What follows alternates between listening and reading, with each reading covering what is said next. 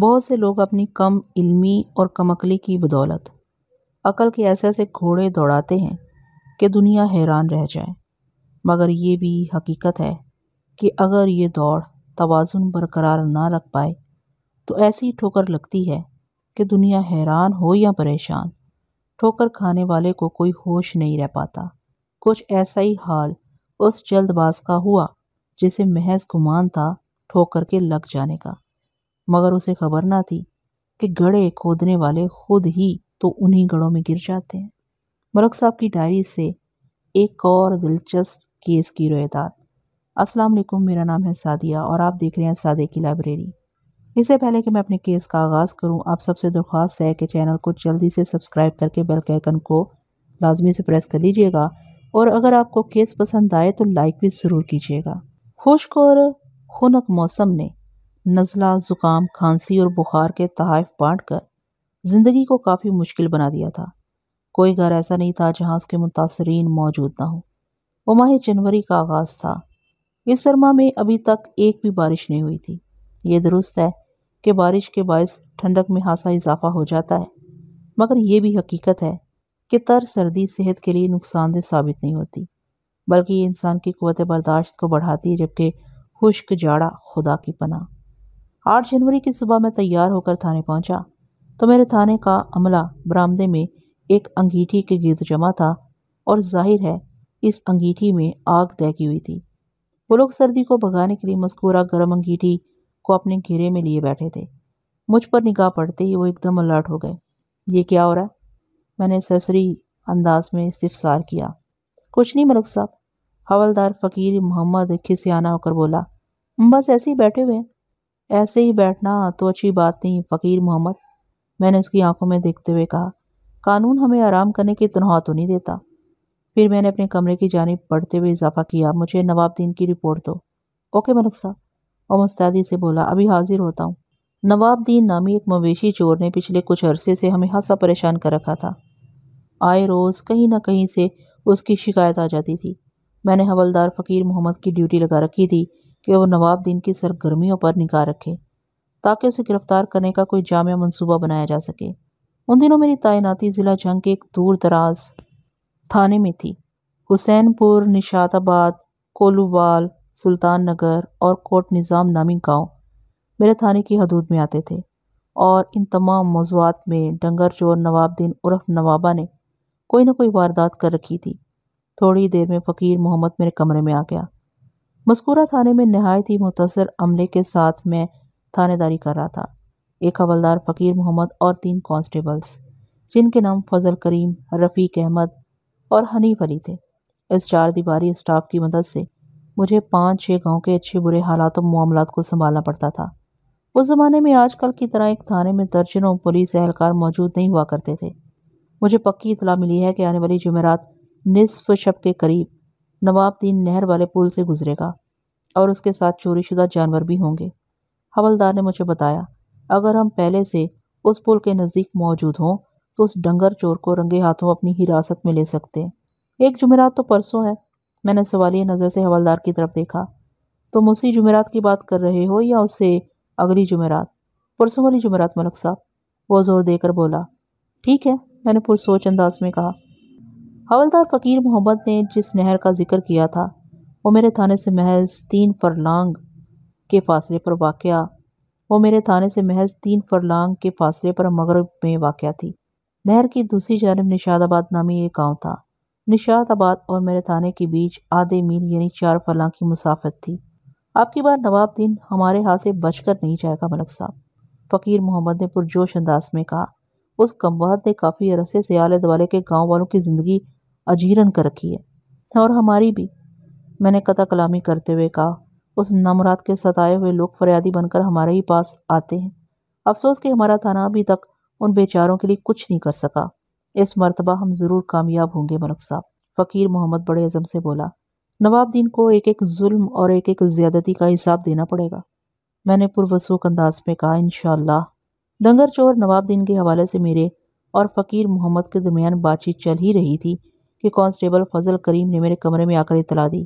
ملک صاحب، نشاط آباد سے چند لوگ آپ سے ملاقات کرنے آئے ہیں۔ ان میں مرحوم ملک علی حسن کا بیٹا ملک جنید بھی ہے۔ ملک علی حسن 6 اور 7 جنوری کی درمیانی شب اللہ کو پیارا ہو گیا تھا اور 7 جنوری کی سپہر اسے نشاد آباد کے قبرستان میں دفنا دیا گیا تھا۔ یہ تمام خبریں کانسٹیبل فضل کریم ہی کی زبانی مجھ تک پہنچی تھیں۔ فضل کریم کا تعلق موضع نشاد آباد ہی سے تھا۔ وہ کل کتنے افراد ہیں؟ میں نے فضل کریم سے پوچھا۔ 4 بندے جناب، اس نے جواب دیا۔ تو ملک جنید کے ہمراہ کسی ایک بندے کو اندر بھیج دو، میں نے کہا، باقی 2 کو باہر برآمدے ہی میں بٹھاؤ۔ اوکے ملک صاحب۔ یہ کہتے ہوئے وہ کمرے سے نکل گیا۔ جنید کی عمر 22 سال رہی ہوگی۔ اس کے ساتھ میرے کمرے میں داخل ہونے والے شخص کا نام ملک ہاور تھا۔ ہاور کی عمر 40 کے قریب تھی اور رشتے میں جنید کا ماموں لگتا تھا۔ وہ موضوع کولووال کا رہنے والا تھا۔ ان دونوں کی آمد کے ساتھ ہی حوالدار فقیر محمد کمرے سے نکل گیا تھا۔ جنید اور ہاور کے چہرے بجھے ہوئے تھے۔ میں نے انہیں بیٹھنے کے لیے کہا، پھر جنید کی طرف دیکھتے ہوئے ان الفاظ میں اضافہ کر دیا، بیٹا جی، مجھے تمہارے باپ کی موت کا بڑا افسوس ہے۔ میں اپنی محکمہ جاتی مصروفیت کے باعث علی حسن کی تدفین وغیرہ میں شرکت نہیں کر سکا۔ میری دعا ہے کہ اللہ پاک اس کی مغفرت فرمائے اور تمہیں اور تمہارے گھر والوں کو صبر کی توفیق اور ہمت دے۔ آمین۔ ہاور نے سپاٹ آواز میں کہا، ملک صاحب، صرف دعا سے کام نہیں چلے گا، ہمیں آپ کی توجہ بھی چاہیے۔ جنید نے ٹھہرے ہوئے لہجے میں کہا، ملک صاحب، ہم اس وقت ابا جی کے موت کے سلسلے میں آپ سے بات کرنے آئے ہیں۔ میں نے چونک کر باری باری ان دونوں کی طرف دیکھا، پھر الجھن زدہ انداز میں استفسار کیا، میں کچھ سمجھا نہیں، آپ کھل کر بات کریں۔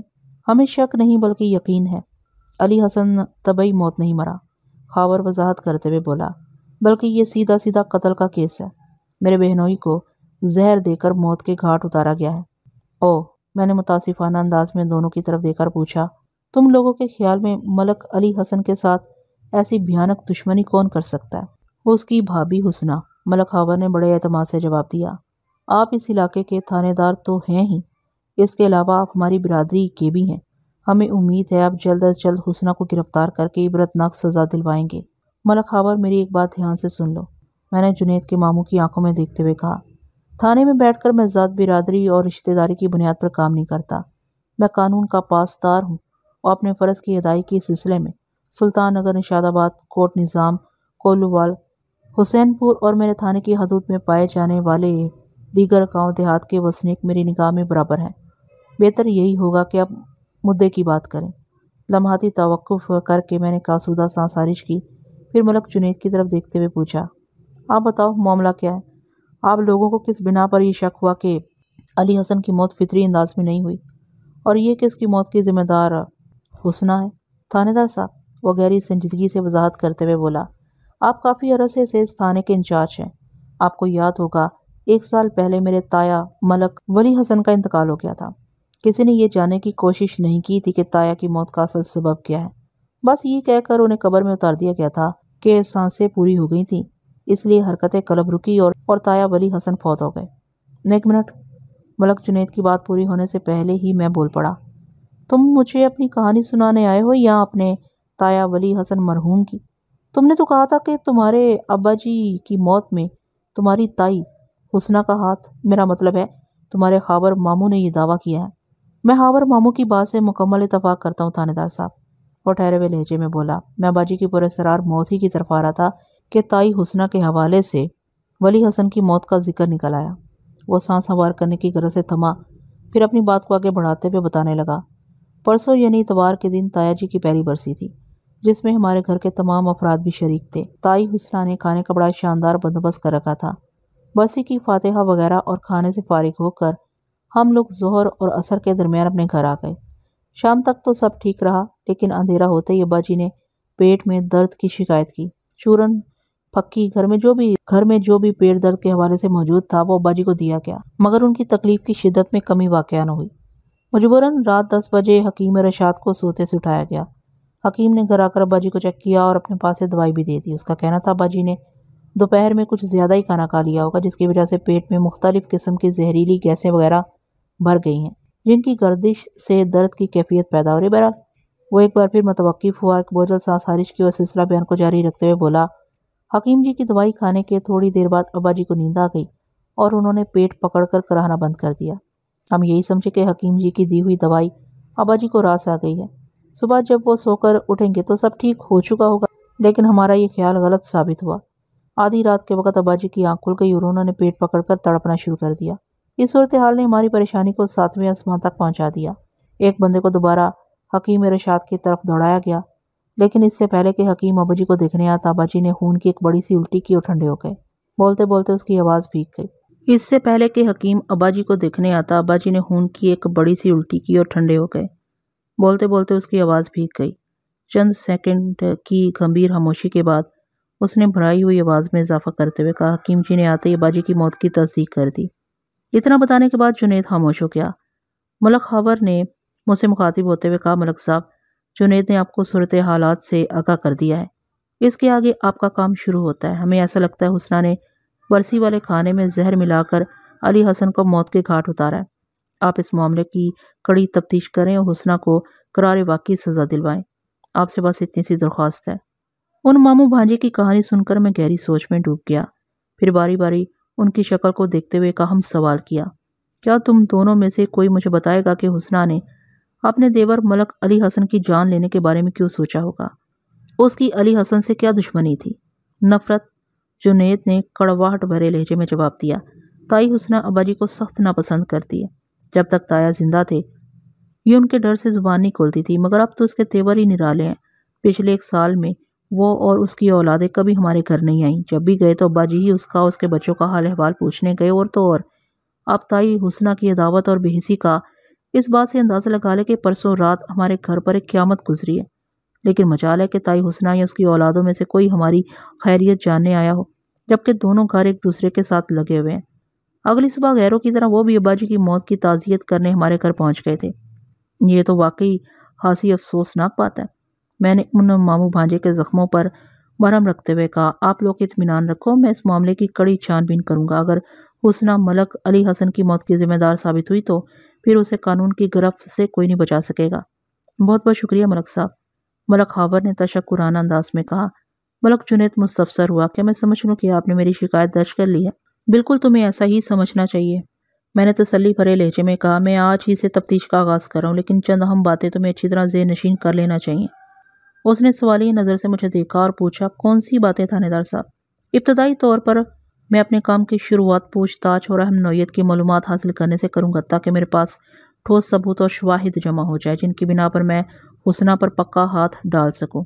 اس سلسلے میں تم مجھے اپنے ابا جی کے بستر کی وہ چادر و تکیہ فراہم کرو کہ جن پر علی حسن نے خون کی الٹی کی تھی۔ میں ان خون آلود کپڑوں کو لیبارٹری ٹیسٹ کے لیے اسپتال بھجواؤں گا، تاکہ یہ معلوم کیا جا سکے کہ تمہارے ابا جی کو ہلاک کرنے کے لیے کس قسم کا زہر استعمال کیا گیا تھا۔ اوہ، وہ تشویش بھرے لہجے میں بولا، یہ تو اب ممکن نہیں رہا۔ کیوں ممکن نہیں رہا؟ میں نے حیرت سے اس کی طرف دیکھا۔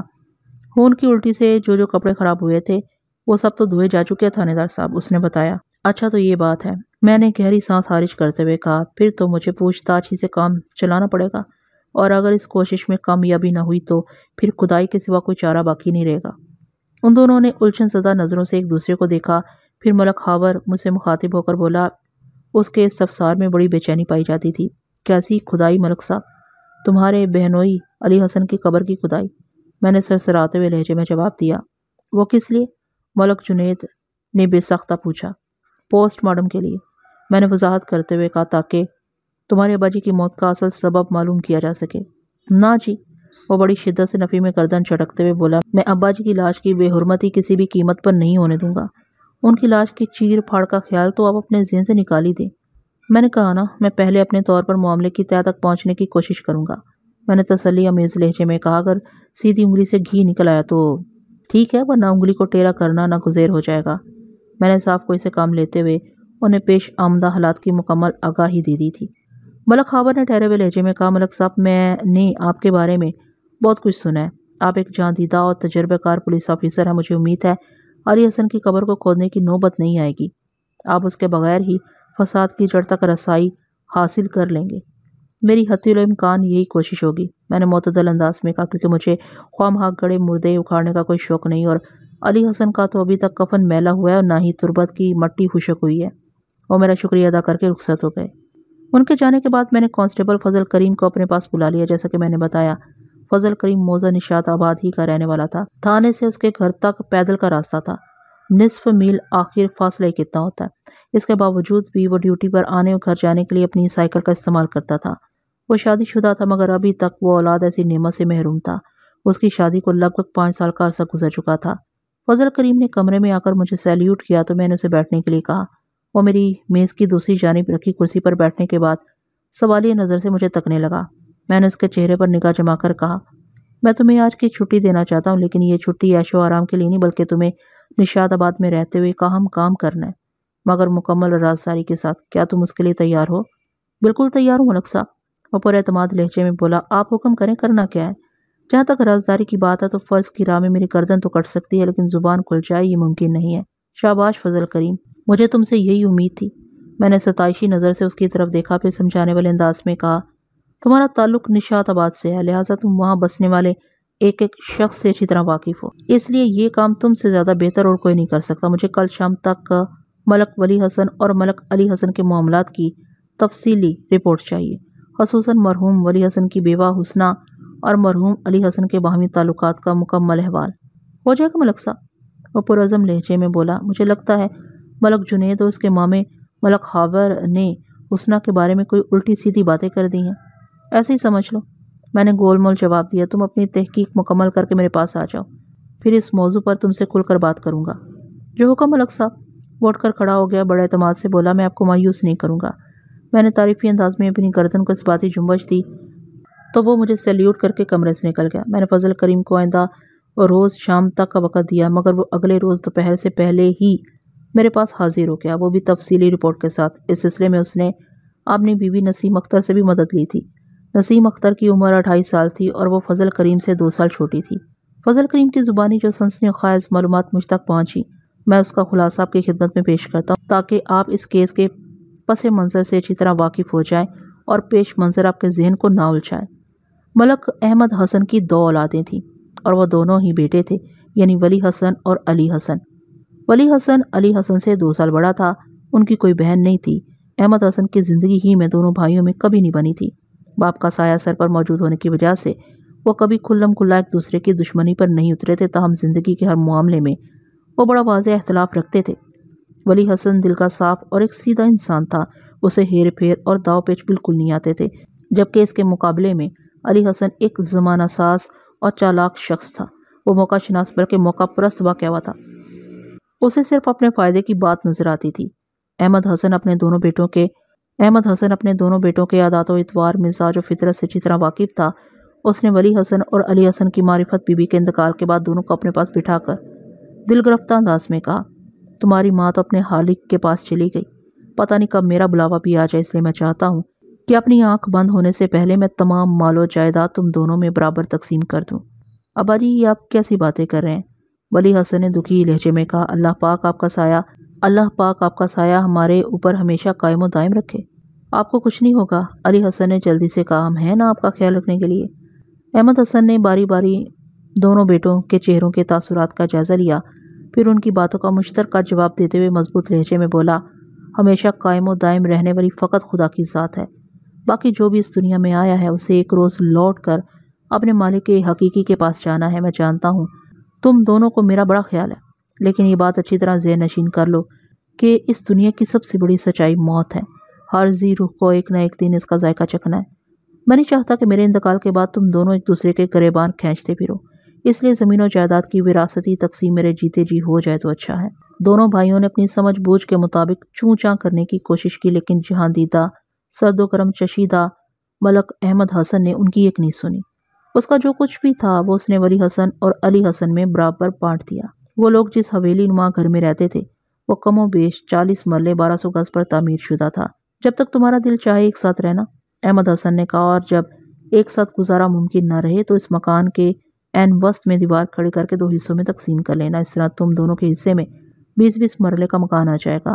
میں نے اس گھر کی تعمیر میں اس بات کا خاص طور پر خیال رکھا ہے کہ اگر اسے 2 حصوں میں بانٹ دیا جائے تو ہر حصے میں رہائشی بنیادی ضروریات متاثر نہ ہوں۔ وہ دونوں چپ چاپ گردنیں چکائے اپنے بوڑھے باپ کی وصیت نما نصیحت کو سنتے رہے۔ احمد حسن نے مزید کہا، میرے پاس 28 ایکڑ زرعی اراضی ہے، تم ایک ساتھ رہو یا الگ رہو، یہ زمین تمہاری اور تمہارے بیوی بچوں کی گزر بسر کے لیے بہت کافی ہے۔ میری دعا ہے کہ تم دونوں سدا خوش رہو۔ اس اہم اور انتہائی سنجیدہ گفتگو کے چند ماہ بعد ملک احمد حسن اللہ کو پیارا ہو گیا۔ اس نے اپنی زندگی میں دونوں بیٹوں کو بڑی حکمت سے جوڑ رکھا تھا، مگر اس کے اٹھ جانے کے بعد اتفاق و اتحاد کا یہ سلسلہ آگے نہ بڑھ سکا۔ احمد حسن کے چہلم کے بعد دونوں بھائیوں میں بٹوارا ہو گیا۔ 40 مرلے کا وسیع و عریض گھر 2 حصوں میں برابر تقسیم ہو کر آدھا آدھا دونوں کو مل گیا۔ وہ جو احمد حسن کی زندگی میں ایک چھت کے نیچے سانس لے رہے تھے، اب ایک دوسرے کے پڑوسی ہو گئے تھے۔ اسی طرح 28 ایکڑ زرعی اراضی میں سے 14 ایکڑ دونوں کے حصے میں آ گئے اور زندگی ایک نئے انداز سے روا دوا ہو گئی۔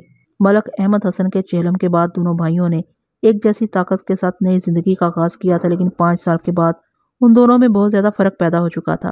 علی حسن کے پاس اب بھی 14 ایکڑ زرعی اراضی تھی اور وہ 20 مرلے کے مکان میں اپنی بیوی حدیجہ اور 3 بچوں جنید، روبینہ اور رخسانہ کے ساتھ رہ رہا تھا، جبکہ ولی حسن نے اس دوران میں اپنی انتھک محنت کے طفیل خاصی ترقی کر لی تھی۔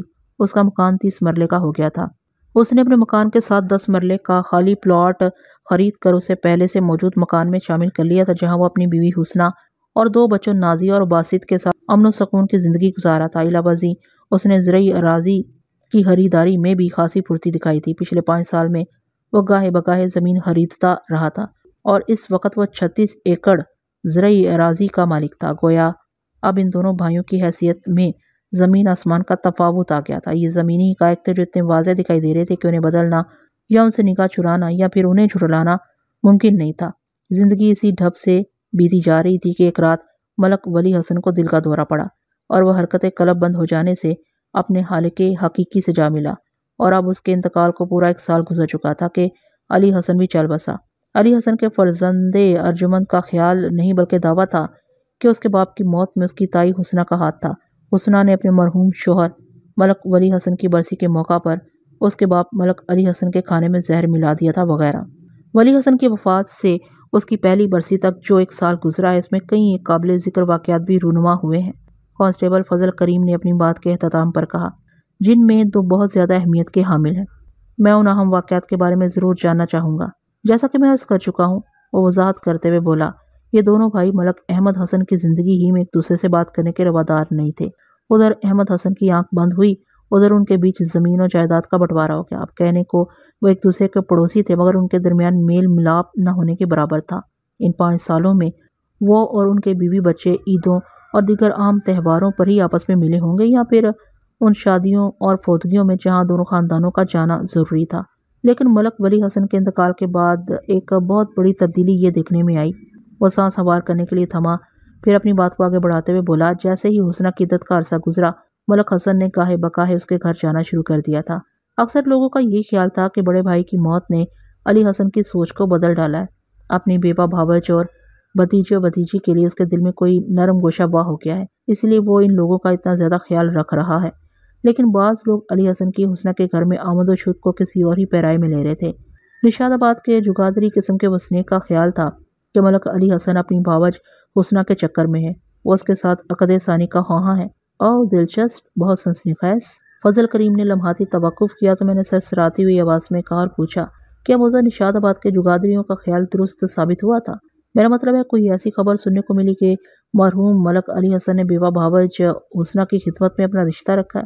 نہیں ملک صاحب، وہ نفی میں گردن ہلاتے ہوئے بولا، بس یہ معاملہ سینہ گزٹ کی طرح روا دوا تھا، ابھی تک کوئی ٹھوس ثبوت یا مصدقہ اطلاع منظر عام پر نہیں آئی۔ اسی دوران میں ایک نئی بات سامنے آ گئی۔ میں نے قطع کلامی کرتے ہوئے سوال کیا، کون سی نئی بات؟ حسنہ کے گھر میں ملک علی حسن کی آوت جاوت کو لوگوں نے ایک نیا رنگ دے دیا۔ اب ادھر ادھر یہ کہا سنا اور سمجھا جانے لگا کہ علی حسن اپنے لیے نہیں بلکہ ملک جنید کے رشتے کے لیے حسنہ کے گھر کے چکر کاٹ رہا ہے۔ وہ حسنہ کی بیٹی نازیہ سے اپنی بیٹی کی شادی کرنا چاہتا ہے۔ تو کیا یہ دوسری تھیوری تجربے کے مرحلے سے گزرنے کے بعد حقیقت کا روپ دھانے میں کامیاب ہوئی یا نہیں؟ میں نے استفسار کیا۔ وہ ایک مرتبہ پھر نفی میں سر چڑکتے ہوئے گویا ہوا، افسوس کہ یہ دونوں گرما گرم اور سنسنی خیز معاملات نتیجہ خیز ثابت نہیں ہو سکے۔ مطلب کچھ تو سامنے آیا ہوگا۔ وہ جیسے کسی سینما میں فلم کے اینڈ سے پہلے اچانک لائٹ چلی جائے اور تماشائیوں کے شور مچانے انتظار کرنے کے باوجود بھی واپس نہ آئے، تماشائی مایوس ہو کر اپنے اپنے گھروں کو چلے جائیں فلم کے اینڈ سے جانکاری حاصل کیے بغیر۔ یہ عین اس معاملے کے ساتھ بھی ہوا ملک صاحب۔ فضل کریم، تمہاری وضاحت میں بہت گھماؤ پھراؤ ہے، بات سمجھ میں آنے کی بجائے اور الجھ گئی ہے۔ آسان الفاظ میں بتاؤ، آخر تم کیا کہنے کی کوشش کر رہے ہو؟ جناب، سیدھی بات تو یہ ہے کہ پچھلے سال کے اختتام کے ساتھ ہی علی حسن نے حسنہ کے گھر آمد و رفت کا سلسلہ یکایک بند کر دیا تھا۔ وہ گہری سنجیدگی سے بولا، کوئی یہ نہیں جانتا کہ مرحوم ملک علی حسن نے کیا سوچ کر چپ سادھ لی تھی کہ اب اپنی کوشش سے مایوس ہو گیا تھا اور دل برداشتہ ہو کر اس نے اس خیال کو ہی ذہن سے نکال دیا تھا، یا حسنہ نے اسے کوئی ایسا کورا جواب دے دیا تھا کہ اس کے بعد وہ اپنی بیوہ بھاوج کی دہلیز پار کرنے کی ہمت نہ کر سکا، یا پھر ایسا کوئی معاملہ تھا ہی نہیں جیسا کہ لوگ سوچ رہے تھے۔ سمجھ لیں یہ سب ایک بجھارت، ایک موما بنا ہوا ہے، اور اب تو ملک علی حسن بھی اس دنیا میں باقی نہیں رہا۔ بندہ پوچھے تو کس سے پوچھے؟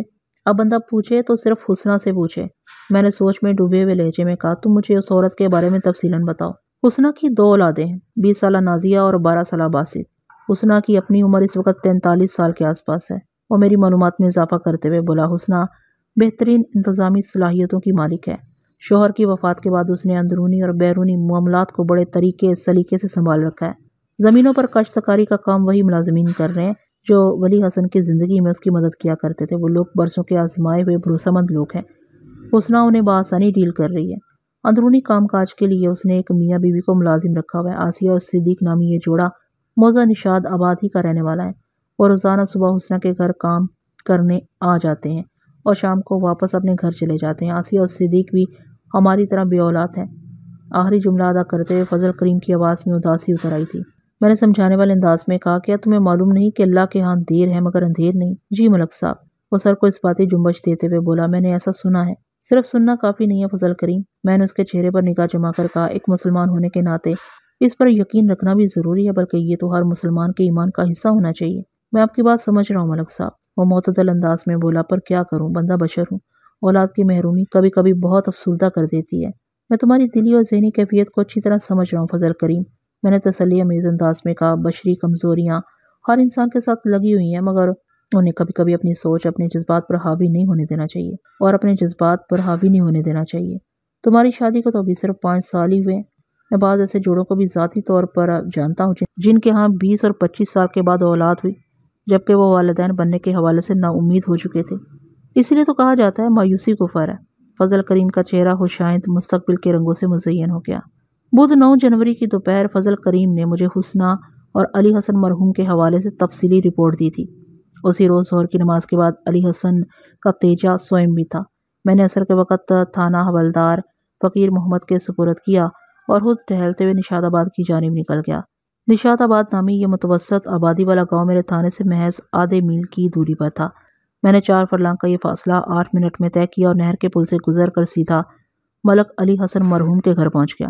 تکنیکی اعتبار سے میری یہ رسائی حسنہ کے گھر تک بھی سمجھی جا سکتی ہے، کیونکہ ان دیور بھابھی کے گھر ایک دوسرے سے ملے ہوئے تھے۔ موضع نشاد آباد کی آبادی ایک محتاط اندازے کے مطابق 1500 کے قریب تھی۔ وہ 400 گھروں پر مشتمل ایک بھرا پورا گاؤں تھا۔ ولی حسن اور علی حسن مرحومین اس گاؤں کے نمایاں اور کھاتے پیتے وسنیک تھے۔ میں اس وقت یونیفارم میں تھا، لہٰذا میری آمد سے پہلے ہی میری آمد کی خبر ملک جنید تک پہنچ گئی۔ وہ اپنے گھر کے دروازے پر میرے استقبال کے لیے موجود تھا۔ اس نے بڑی گرم جوشی کے ساتھ مجھ سے مصافحہ کیا اور ہاتھ پکڑ کر سیدھا بیٹھک میں لے گیا۔ آپ یہاں تشریف رکھیں ملک صاحب۔ وہ مجھے ایک آرام دہ صوفے پر بٹھاتے ہوئے بڑے ادب سے بولا، میں آپ کی خاطر تواضع کا انتظام کرتا ہوں۔ بالکل نہیں، میں نے گشتے شہادت کو نفی میں حرکت دیتے ہوئے کہا، آپ صرف ایک گلاس پانی اور کسی پلیٹ میں کوئی میٹھی چیز لے آؤ، فاتح خوانی کے لیے اتنا کافی ہے۔ میں تمہارے ابا جی کے جنازے اور تدفین میں شرکت نہیں کر سکا تھا، بس اسی مقصد سے حاضر ہوا ہوں۔ میری بات اس کی سمجھ میں آ گئی۔ وہ جی اچھا جی کہتے ہوئے بیٹھک سے نکل گیا۔ میں ڈرائنگ روم کا جائزہ لینے میں مصروف ہو گیا۔ فاتح خوانی کے بعد میں نے جنید سے پوچھا، آج تمہارا ماما ملک خاور کہیں دکھائی نہیں دے رہا، کیا وہ گھر میں موجود نہیں ہے؟ ماما خاور اپنے بیوی بچوں کے ساتھ واپس کولوبال چلا گیا ہے، اس نے جواب دیا۔ ابھی تھوڑی دیر پہلے ہی تو وہ لوگ یہاں سے روانہ ہوئے ہیں، اب 10ویں کے ختم پر ان کا آنا ہوگا۔ اور تمہارے گھر میں سب خیریت ہے نا؟ میں نے اپنائیت بھرے لہجے میں پوچھا۔ تمہاری والدہ، چھوٹی بہنیں ٹھیک ہیں؟ ملک علی حسن مرحوم کی بیوہ کا نام خدیجہ تھا۔ ملک جنید سے چھوٹی 2 بہنیں تھیں، رخسانہ اور روبینہ۔ روبینہ 16 سال کی تھی، رخسانہ اس سے 3 سال چھوٹی تھی۔ خدیجہ کی عمر 44 سال تھی۔ میری معلومات کے مطابق خدیجہ گٹھیا کی پرانی مریضہ تھی، اور موسم سرما میں تو یہ بیماری خاصی شدت اختیار کر جاتی تھی۔ جس گھر کا سربراہ اللہ کو پیارا ہو جائے وہاں خیریت بھلا کیسے ہو سکتی ہے تھانے دار صاحب؟ وہ دکھی لہجے میں بولا، بس جیسے تیسے اس صدمے کو جھیلنے کی کوشش کر رہے ہیں جناب۔ تمہاری والدہ کی طبیعت تو ایک عرصے سے خراب ہی چلی آ رہی ہے، میں نے گہری سنجیدگی سے کہا۔ وہ پہلے ہی کسی کام کاج کے قابل نہیں تھی، اب تو اس پر ایک نئی افتاد ٹوٹ پڑی ہے۔ بیوگی کا رخ بڑا تکلیف دہ اور اذیت ناک ہوتا ہے۔ آپ بالکل ٹھیک کہہ رہے ہیں، وہ اس بات میں گردن ہلاتے ہوئے بولا۔ پھر حیرت بھرے لہجے میں سوال کیا، کہ آپ امی جی کی بیماری کے بارے میں جانتے ہیں؟ मैं इस इलाके का थानेदार हूँ बेटा जी, मैंने मलक जुनैद की आंखों में देखते हुए कहा। अगर मुझे अपने थाने की हदूद के अंदर बसने वाले लोगों की जिंदगी के मामलात की खबर नहीं होगी तो फिर मेरी थानेदारी का फायदा क्या। तुम्हारी वालिदा को जोड़ों के दर्द की बीमारी है जिसे खटिया कहा जाता है। सर्दी के मौसम में ये बीमारी जोर पकड़ लेती है क्योंकि जोड़ों के दरमियान पाई जाने वाली मखसूस झिल्ली सुकड़ कर हासी सख्त और मुतरम हो जाती है, जिसके बायस जोड़ों को हरकत देने में दुश्वारी का सामना करना पड़ता है, जो कि बड़ा दर्दंगेज है। बिल्कुल, वो तस्दीकी अंदाज में गर्दन हिलाते हुए बोला। अम्मी जी के साथ यही मामला है थानेदार साहब। मामला कोई भी हो, उसका कोई ना कोई हल भी जरूर मौजूद होता है बेटा जी, मैंने बदस्तूर उसकी आंखों में झांकते हुए कहा। इस मूजी नामुराद मर्ज का मेरे पास एक देसी टोटका है। जब मैं यहाँ से जाने लगूंगा तो मुझे याद दिलाना, मैं वो टोटका तुम्हें बता दूंगा। मुझे यकीन है कि उससे तुम्हारी वालिदा को जरूर फायदा होगा। अगर ऐसी बात है तो अभी बता दें, वो इसरारी लहजे में बोला। पहले मैं वो काम मुकम्मल करूं जिसके लिए इस वक्त आया हूँ, मैंने मुतदल अंदाज में कहा। और इस काम के 3 हिस्से हैं। नंबर 1, तुम्हारे अब्बा जी की फातिहा ख्वानी। नंबर 2, तुमसे इंतहाई संजीदा गुफ्तगू। ये गुफ्तगू दरअसल मैं तुम्हारी वालिदा की मौजूदगी में करना चाहता था, लेकिन सरे दस्त ये मुमकिन नहीं रहा क्योंकि वो तो इद्दत में है इस वक्त। नंबर 3, तुम्हें चंद खास नसीहतें। उनमें पहला काम तो निबट गया, अब मैं दूसरे 2 मामलात की तरफ आता हूँ। मैं थोड़ी देर के लिए थमा, एक आसूदा सांस खारिज की, फिर अपनी बात को आगे बढ़ाते हुए कहा। मलक अली हसन अपने हाल के हकीकी से जा मिला और हदीजा बेवगी का अजाब सहते हुए इद्दत में बैठ चुकी है। इस सूरत हाल में घर की सारी जिम्मेदारी तुम्हारे कंधों पर आ गई है, और वैसे भी अब इस घर के सरबराह तुम ही हो। तो मेरी बात समझ रहे हो ना? जी थानेदार साहब, वो इस बात में सर हिलाते हुए बोला।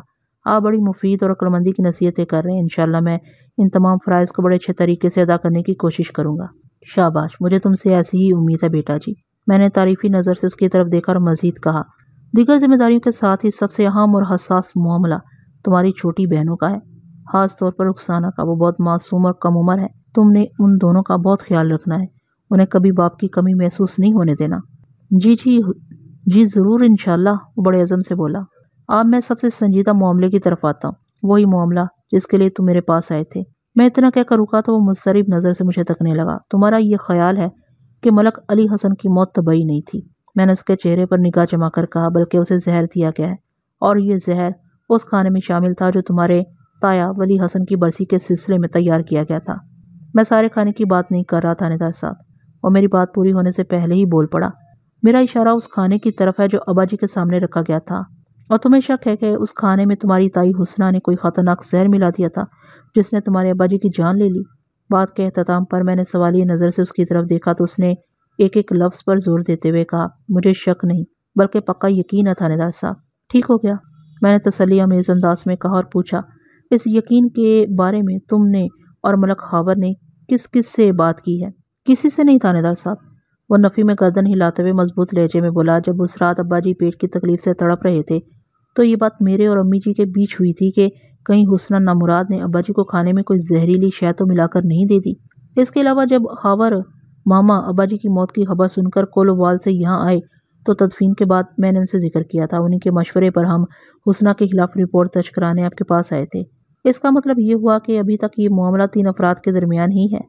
मैंने तस्दीक तलब नज़र से उसकी तरफ देखा। यानी तुम्हारे मलक खावर और हदीजा के बीच? जी बिल्कुल ऐसे ही है, वो जल्दी से बोला। निशादाबाद में और किसी को ये पता नहीं कि हम अब्बा जी की मौत के बारे में किस अंदाज से सोच रहे हैं। मामा खाबर कोलूवाल जाकर किसी से इस मामले का जिक्र कर दे तो इस बारे में मैं कुछ नहीं कह सकता जनाब। और वो जो 2 बंदे तुम्हारे साथ थाने आए थे, वो हमारे साथ थाने जाने के मकसद से वाकिफ नहीं थे, मलक जुनैद ने पुरवसूख अंदाज में जवाब दिया। अच्छी बात है, मैंने सरसरी अंदाज में कहा। कोशिश करना कि आने वाले 8-10 दिन तक ये मामला निशादाबाद के वसनीकों तक ना पहुंचे, क्योंकि मैंने तो तुम्हारी शिकायत पर अपनी तफ्तीश का आगाज़ कर दिया। यहाँ से उठने के बाद मैं तुम्हारी ताई जान की खैरियत पूछने उसके घर भी जाऊँगा। समझ लो कि मैंने गैर महसूस अंदाज में छानबीन शुरू कर दी है, जो कि बहुत जल्द नतीजा खैर साबित होगी। मैंने हुस्ना का जिक्र करते हुए लफ्ज़ हैरियत पर अच्छा खासा दबाव डाला था। मलक जुनैद की आंखों में एक खास किस्म की चमक पैदा हुई। वो मानी खैस अंदाज में गर्दन हिलाते हुए बोला, मैं समझ गया हूँ थानेदार साहब, आप तुम मेरे 2 सवालों के बिल्कुल सीधे और सच्चे जवाब देना। मैंने ठहरे हुए लहजे में कहा, अगर गलत बयानी करोगे तो फिर मुझसे किसी मदद या ताउन की उम्मीद नहीं रखना। मैं भला आपसे झूठ क्यों बोलूँगा थानेदार साहब? वो शाकी नज़र से मुझे तकते हुए बोला, आप सवाल करें, मैं बिल्कुल दुरुस्त जवाब दूंगा। तुम्हारे ताया मलक वली हसन के इंतकाल के बाद तुम्हारे अब्बा जी ने गाहे बगाहे हुस्ना से मिलने उसके घर जाना शुरू कर दिया था। मैंने मलक जुनैद के चेहरे के तासुरात का जायजा लेते हुए इस्तिफसार किया, क्या वो हुस्ना से अपनी शादी के बारे में सोच रहे थे? ऐसा कुछ भी नहीं था थानेदार साहब, وہ تردیدی انداز میں گردن جھٹکتے ہوئے بولا، اگرچہ نشاط آباد میں بعض لوگ اس قسم کی فضول باتیں کر رہے تھے، لیکن حقیقت کا اس سے کوئی تعلق نہیں ہے۔ ابا جی امی جی سے بہت زیادہ محبت کرتے تھے اور دوسری شادی کے بارے میں غلطی سے بھی نہیں سوچ سکتے تھے۔ امی جی سالہ سال سے جوڑوں کے مرض میں مبتلا ہیں۔ ابا جی نے ہر لحاظ سے امی جی کا خیال رکھا ہوا تھا۔ اگر انہوں نے دوسری شادی ہی کرنا ہوتی تو بہت پہلے کر چکے ہوتے۔ لوگ کیا کہتے ہیں اور کس انداز میں سوچتے ہیں، مجھے اس کی ذرا بھی پرواہ نہیں ہے برخودار، میں نے رسان بھرے لہجے میں کہا۔ تم نے مجھے جو بتایا ہے میں نے اس پر یقین کر لیا، کیونکہ اس وقت میرے لیے تم سب سے زیادہ اہم ہو۔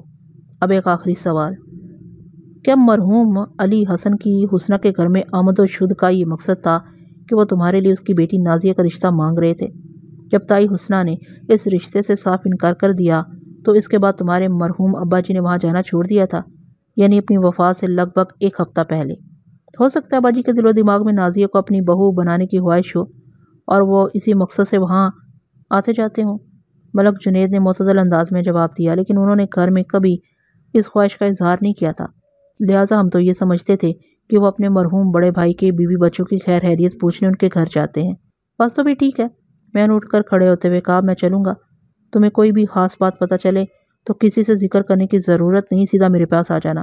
اس معاملے کو ہم جتنا زیادہ راز میں رکھیں اتنے ہی بہتر نتائج برآمد ہوں گے۔ جی بالکل، آپ کی ہدایت پر پوری طرح عمل کروں گا، وہ فرما برداری سے بولا۔ آپ نے وہ بات ادھوری چھوڑ کر وہ سوالیہ نظر سے مجھے دیکھنے لگا تو میں نے الجھن زدہ لہجے میں پوچھا، وہ کیا ملک جنید؟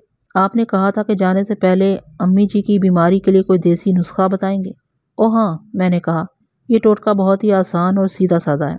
روزانہ رات کو سونے سے پہلے ایک چھوٹا چمچ سفید تل خوب اچھی طرح چبا کر کھانا ہے، اور اس کے بعد ایک چھوٹا سا ٹکڑا گڑ کا کھا لیں، پھر کم از کم 1 گھنٹے تک پانی نہیں پینا چاہیے، جتنی بھی پیاس لگے برداشت کرنا ہے۔ لیکن آپ نے تو کہا ہے کہ سونے سے پہلے یہ نسخہ آزمانا ہے۔ وہ الجھن زدہ نظر سے مجھے دیکھتے ہوئے مستفسر ہوا، پھر 1 گھنٹے تک پانی نہ پینے کا کیا سوال؟ بندہ سو گیا تو بس سو گیا، بندہ سو گیا تو اس کا یہ مطلب نہیں کہ وہ ہمیشہ سویا ہی رہے گا بیٹا جی، میں نے نرم لہجے میں سمجھایا۔ تل اور گڑ کا ملاپ سخت ترین سردی میں بھی انسان کا پسینہ نکال دیتا ہے۔ حلق پر ہاتھ پھیرتے ہوئے اٹھ کر بیٹھ جائے، پھر یہ بھی تو ہو سکتا ہے نا کہ بندے کا سونے کا ارادہ تو ہو مگر نیند ہی نہ آئے یا کسی اور کام کی وجہ سے سو نہ پائے، اس لیے میں نے احتیاطاً یہ سب بتایا۔ ایک بات اور، کٹیا اور ارک النساء کے مریض ایک ہی طریقے سے اس ٹوٹکے کا استعمال کر سکتے ہیں۔ اب آ گئی بات سمجھ میں تھانے دار صاحب، وہ تشکر آمیز انداز میں بولا۔ اس سلسلے میں اگر کوئی پرہیز ہو تو وہ بھی بتا دیں، اور میں یہ بھی جاننا چاہوں گا کہ یہ علاج کتنے دن تک کرنا ہوگا؟ 5 سے 7 دن تک بلا ناغہ استعمال کریں، پھر 1-2 روز کا وقفہ دے دیں، کیونکہ اگر معدے میں گرمی بہت زیادہ بڑھ گئی تو ہاضمہ وغیرہ متاثر ہو سکتا ہے۔ میں نے بتایا، پرہیز صرف 2 چیزوں کا ہے، ایک تو کوئی بھی کھٹی شے نہیں کھانا اور دوسرے تلی ہوئی چیزوں سے دور رہنا ہے۔ ملک جنید نے تہہ دل سے میرا شکریہ ادا کیا اور میں اسے اللہ حافظ کہہ کر اس کی تائی جان سے ملنے چل پڑا۔ حسنہ اس میں بامسمہ کی روشن مثال تھی۔ وہ اس وقت اپنی زندگی کی 42ویں سیڑھی پر کھڑی تھی، مگر دیکھنے میں ایک دم تر و تازہ اور شاداب نظر آتی تھی۔ وہ اپنے حسن و جمال اور رعنائی کی بدولت 30 سے زیادہ کی محسوس نہیں ہوتی تھی۔ حسنہ اس میں بامسمہ کی روشن مثال تھی۔ وہ اس وقت اپنی زندگی کی 42ویں سیڑھی پر کھڑی تھی، مگر دکھنے میں ایک دم تر و تازہ اور شاداب نظر آتی تھی۔ وہ اپنے حسن و جمال اور رعنائی کی بدولت 30 سے زیادہ کی محسوس نہیں ہوتی تھی۔ اگر ملک علی حسن واقعتاً اس پر ریشہ حتمی تھا تو اس میں ایسی تعجب والی کوئی بات نہیں تھی۔ حسنہ لاکھوں میں نہ صحیح مگر ہزاروں میں ایک ضرور تھی۔ جب حسنہ کو معلوم ہوا کہ میں اسے ملنے آیا ہوں تو اس نے اپنے 12 سالہ بیٹے باسط کے توسط سے مجھے بیٹھک میں بٹھوایا۔ تھوڑی دیر کے بعد وہ خود بھی وہاں آ گئی، تبھی مجھے اسے روبرو دیکھنے کا موقع ملا تھا۔ رسمی لیک سلیک کے بعد میں نے کہا، میں ملک علی حسن مرحوم کے گھر تعزیت کے لیے آیا ہوا تھا، سوچا آپ سے بھی ملاقات کرتا چلوں۔ اس عزت افزائی کا بہت شکریہ تھانے دار صاحب، وہ شائستہ لہجے میں بولی۔ آپ اس علاقے کے مائی باپ ہیں، یہاں کا ہر گھر آپ کا گھر ہے۔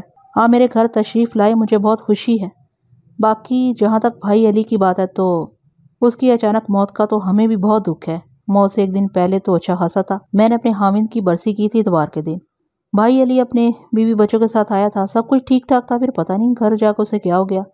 ہمیں تو اگلی صبح پتہ چلا کہ بھائی علی پچھلی رات اللہ کو پیارا ہو گیا، اللہ اس کی مغفرت فرمائے، اسے زیادہ اور کیا کہہ سکتے ہیں۔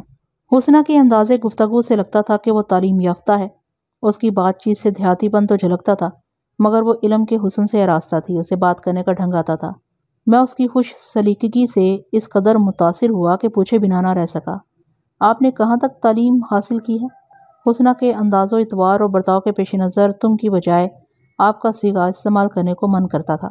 اس نے زریلا مسکراتے ہوئے میرے سوال کے جواب میں بتایا، اگر آپ کا اشارہ اسکول کالج والی تعلیم کی جانب ہے تو سمجھ لیں میں چٹی ان پڑھ ہوں، لیکن آپ کی گفتگو سے ایسا نہیں لگتا۔ اس کا سبب تعلیم نہیں بلکہ تربیت ہے، عمانی خیز لہجے میں بولی۔ میں نے الجھن زدہ انداز میں کہا، میں سمجھا نہیں، تھوڑی وضاحت کر دیں۔ حسنہ کے بولنے سے پہلے ایک گھریلو ملازمہ لوازمات خرد و نوش سے لدی پھدی ٹرے اٹھائے بیٹھک میں داخل ہوئی۔ مجھے یہ سمجھنے میں قطعاً کوئی دشواری محسوس نہیں ہوئی کہ وہ آسیہ تھی۔ کانسٹیبل فضل کریم نے مجھے بتایا تھا کہ حسنہ کے گھر میں صبح سے شام تک ایک بے اولاد جوڑا کام کرتا ہے، جن میں سے بیوی کا نام آسیہ اور اس کے شوہر کا نام صدیق تھا۔ آسیہ کی عمر 35 کے قریب رہی ہوگی۔ وہ پستہ قامت اور مائل بفروہی بدن کی مالک تھی۔ حسنہ کے حکم پر آسیہ نے وہ تمام انواع اقسام کی نعمتیں میرے سامنے میز پر چن دیں اور چپ چاپ بیٹھک سے نکل گئی۔ اس تکلف کی کیا ضرورت تھی؟ میں نے حسنہ کی طرف دیکھتے ہوئے کہا، یہ تکلف ہے اور نہ ہی تردد تھانے دار صاحب۔ وہ گہری سنجیدگی سے بولی، میں تو اس بات پر یقین رکھتی ہوں کہ رزق کا معاملہ ایسا ہی ہے، نہ تو کوئی کسی کو کھلا سکتا ہے نہ ہی کسی کو بھوکا مار سکتا ہے۔ جس کے نصیب میں جو لکھا ہوتا ہے وہ خود وہاں پہنچ کر کھا لیتا ہے، لہٰذا ابھی بسم اللہ کریں تھانے دار صاحب، آپ نے بڑی گہری بات کر دی ہے۔ میں نے چائے اور ڈرائی فروٹ سے بسم اللہ کرتے ہوئے کہا، اب آپ میرے سوال کا جواب بھی دے دیں جو ملازمہ کی آمد کے باعث معلق ہو کر رہ گیا تھا۔ اس نے یہ نہیں کہا کون سا سوال تھانے دار صاحب، بلکہ وہ اپنی یادداشت کی مضبوطی کا اظہار کرتے ہوئے معتدل انداز میں بولی، جیسا کہ میں نے آپ کو بتایا ہے کہ میں نے اسکول کالج کا منہ تک نہیں دیکھا۔ باقی جہاں تک میرے انداز گفتگو کا تعلق ہے تو یہ سب میرے والد مرحوم و مغفور کی تربیت کا ثمر ہے۔ میرے ابو محمد منشا شاعر تھے، وہ شاد تخلص کیا کرتے تھے۔ بس ان کے ساتھ رہتے ہوئے مجھے بول چال کا سلیقہ آ گیا۔ میں اپنے والدین کی اکلوتی اولاد ہوں اور بالکل اکیلی بھی۔ چند سال پہلے امی اور ابو یکے بعد دیگرے چل بسے تھے اور پچھلے سال ولی حسن بھی مجھے داغ مفارقت دے گیا۔ اب میں ہوں اور میری 2 اولادیں ہیں اور اللہ کا دیا سب کچھ بھی۔ والدین اور خاوند کی محرومی تو ایسے نقصانات ہیں جن کا کسی بھی طور مداوع یا ازالہ ممکن نہیں ہے۔ اس سلسلے میں بس افسوس ہی کیا جا سکتا ہے۔ میں نے ہمدردی اور اپنائیت بھرے لہجے میں کہا، باقی یہ جان کر مجھے خوشی ہوئی ہے کہ آپ ایک شاعر کی صاحبزادی ہیں۔ اس قدر افزائی کا شکریہ تھانے دار صاحب، وہ دھیرے سے بولی۔ چند منٹ تک ادھر ادھر کی باتوں کے بعد میں غیر محسوس انداز میں حسنہ کو ملک علی حسن کی موت کی طرف لے آیا۔ سمجھ میں نہیں آتا ہے کہ ایک اچھا خاصا صحت مند انسان کس طرح اچانک موت کے منہ میں چلا گیا۔ میں نے اس کے چہرے پر نگاہ گاڑ کر کہا، جنید نے مجھے بتایا کہ مرنے سے پہلے علی حسن نے خون کی ایک بڑی کیا کی تھی۔ اس بارے میں نے بھی سنا ہے۔ وہ اس بات میں سر ہلاتے ہوئے بولی، پھر سوچ انداز میں اضافہ کر دیا، خیر یہ کہنا تو درست نہیں ہوگا کہ بھائی علی صحت مند انسان تھا۔ حسنہ نے آخری جملہ کچھ ایسے ادا کیا تھا کہ میں چونک اٹھا اور سرسراتی ہوئی آواز میں استفسار کیا، کیا مطلب ہے آپ کا؟ کیا آپ کہنا چاہ رہی ہیں کہ ملک علی حسن کو کوئی خطرناک بیماری تھی جو اس کی موت کا سبب بن گئی؟ سیانے کہہ گئے ہیں کہ جس بندے کا معدہ لکڑ ہضم پتھر ہضم ایسی خصوصیات کا حامل ہو، اس سے بڑا کوئی خوش نصیب نہیں، اور جس کا معدہ خراب وہ ٹھہرا اس دنیا کا بدبخت ترین انسان۔ اور میری طرف دیکھتے ہوئے پورے اعتماد لہجے میں بولی، اور جہاں تک بھائی علی کی بات ہے تو اس بیچارے کا تو معدہ دل دماغ سب خراب ہنستا تھا۔ اوہ تو یہ بات ہے۔ تھانے دار صاحب آپ ماشاءاللہ پڑھے لکھے اور جہاں دیدہ و تجربہ کار انسان ہیں۔ آپ نے اپنی پیشہ ورانہ زندگی میں ہر مزاج اور ہر کماج کے بندے کو بھگتا ہوگا۔ میں بھائی علی کی تعریف میں صرف 3 باتیں بولوں گی جو اس کی شخصیت کو مکمل طور پر آپ کے سامنے اجاگر کر دیں گی۔ جول بکر، جول ارض، جول ہرس۔ مطلب یہ کہ پیٹ بھر کر کھا لینے کے بعد بھی اسے بھوک کا احساس رہتا تھا۔ میں نے معتدل انداز میں کہا، باقی 2 خصوصیات کے حوالے سے آپ کا اشارہ کس طرف ہے؟ بھائی علی کو بھوک بہت زیادہ لگتی تھی اور اپنے سامنے کھانا دیکھتے ہی وہ بے چین ہو جاتا تھا، پھر اس کا ہاتھ کہیں نہیں رکتا تھا۔ وہ اپنے بدن کی ضرورت سے کہیں زیادہ، مطلب کہ 4-5 افراد کا کھانا بس سہولت اپنے معدے میں بھر لیتا تھا۔ وہ ٹھہرے ہوئے لہجے میں بولی، اسی بسیار خوری نے اس کے نظام کا کباڑا کر کے رکھ دیا تھا۔ جہاں تک میں جانتی ہوں پیٹ کے درد کی شکایت اس کے ساتھ ایسی لگی ہوئی تھی جیسے سانس کے ساتھ آس۔ آپ چیک کر سکتے ہیں کہ اس کے گھر میں متعدد قسم کے چورن اور پھکیاں رکھی ہوئی ہیں۔ میری سمجھ اور تشخیص کے مطابق تو اس کا معدہ اندر سے زخمی ہو چکا تھا۔ میں نے ولی حسن کی برسی پر مرغ پلاؤ، بکرے کا بنا ہوا گوشت، تلوں والے کلچے، گجریلا اور زردہ چاول بنوائے تھے۔ یہ تمام پکوان لذت و معیار کی معراج کو چھوتے تھے۔ بھائی علی نے ان کھانوں کے ساتھ ساتھ انصاف در انصاف کیا تھا۔ ممکن ہے اس کے معدے کا کوئی زخم بری طرح کھل گیا ہو جس کے باعث اسے خون کی کے آئی تھی۔ معدے کی ایسی حالت میں انسان کا خون آپ و آپ زہریلا ہو جاتا ہے جو موت کا سبب بن سکتا ہے۔ حسنہ نے بڑے جامع انداز میں ملک علی حسن کی موت کا سبب بیان کر دیا تھا۔ اس نے علی حسن کے معدے کے جن زخموں کا ذکر کیا تھا اسے آج کل کی جدید اصطلاح میں السر کہا جاتا ہے۔ السر ایک انتہائی خطرناک مرض ہے۔ اگر مناسب علاج سے اس پر قابو نہ پایا جائے تو آخرکار یہ بگڑ کر معدے یا آنتوں کے سرطان کی شکل اختیار کر لیتا ہے۔ ملک جنید نے تھوڑی دیر پہلے مجھے بتایا تھا کہ علی حسن کے پیٹ کی تکلیف کو رفع کرنے کے لیے اسے گھر میں موجود چورن اور پھکی بھی کھلائی گئی تھی۔ جنید کی فراہم کردہ معلومات حسنہ کے بیان کی تصدیق کرتی تھی۔ ایسی ویسی ادویات انہیں گھروں میں نظر آتی ہیں جہاں پیٹ کے عارضے کا کوئی دائمی مریض موجود ہو۔ میں تو یہ سمجھ رہا تھا کہ انتمام حجت کے طور پر میں نے کہا، برسی والے کھانے میں شاید کوئی ایسی ویسی شے تھی جو علی حسن کو لڑ گئی اور وہ زندگی کی بازی ہار بیٹھا۔ صرف آپ ہی نہیں تھانے دار صاحب، نشاد آباد میں اور بھی کئی لوگ اسی انداز میں سوچ رہے ہیں۔ وہ ٹھوس انداز میں بولی، خیر کسی کی سوچ پر پابندی تو عائد نہیں کی جا سکتی نا، خصوصاً بھائی علی کے گھر والوں کی سوچ پر۔ آخری جملہ اس نے میری آنکھوں میں دیکھتے ہوئے ادا کیا تھا اور اس کا یہ دیکھن بزبان خاموشی مجھ سے کہہ رہا تھا کہ میں جانتی ہوں ایسی سوچ ملک علی حسن کے گھر والوں نے آپ کے دماغ میں ڈالی ہے۔ بالکل آپ ٹھیک کہہ رہی ہیں، میں نے تائیدی انداز میں گردن ہلاتے ہوئے کہا۔ ہر انسان کو اپنے انداز میں سوچنے کا حق حاصل ہے۔ تھانے دار صاحب، ولی حسن کی پہلی برسی میں صرف بھائی علی ہی مدعو نہیں تھا بلکہ لگ بھگ 100 افراد نے کھانا کھایا تھا۔ وہ ٹھہرے ہوئے لہجے میں بولی، میں نے 10 مرلے والے کشادہ پلاٹ میں مہمانوں کے طعام کے لیے تمبو اور کنات وغیرہ لگوا کر عورتوں مردوں کا الگ الگ بندوبست کر رکھا تھا۔ جو کھانا بھائی علی اس کے گھر والوں نے کھایا وہی باقی تمام لوگوں نے بھی کھایا تھا، لیکن بھائی علی کے سوا کسی اور نے خون کی کیا کی اور نہ ہی کوئی اللہ کو پیارا ہوا، حتیٰ کہ کسی ایک شخص نے بھی پیٹ میں درد تک کی شکایت نہیں کی۔ اگر اس کھانے میں کوئی مضر صحت چیز ملی ہوئی ہوتی تو کوئی دوسرا تیسرا بھی جان سے جاتا یا کم از کم بیمار تو ضرور ہو جاتا۔ حسنہ کی مدلل وضاحت نے یہ ثابت کر دیا کہ ملک علی حسن کی موت میں اس کا ہاتھ نہیں ہے۔ ملک جنید اور ملک خاور اور خدیجہ جیسا سوچ رہے تھے اس کا حقیقت سے کوئی تعلق ناتا نہیں تھا۔ یہ ان لوگوں کی غلط فہمی ہو سکتی تھی یا پھر حسنہ سے ذاتی ناپسندیدگی۔ بہرحال مجھے تو حسنہ ایک سلجھی ہوئی اور بردبار عورت لگی تھی، باقی دلوں اور نیتوں کا احوال تو صرف اللہ ہی جانتا ہے۔ تھانے دار صاحب، آپ ہاتھ روک کر کن سوچوں میں گم ہیں؟ حسنہ کی آواز نے مجھے خیالوں سے چونکا دیا۔ آپ سوچیں ضرور، مگر ساتھ ہی کھانا پینا بھی جاری رکھیں اور ثمر کا اطمینان رکھیں کہ اس کھانے میں کوئی بھی ایسی ویسی شے شامل نہیں جو آپ کی جان کے لیے نقصان دہ ثابت ہو۔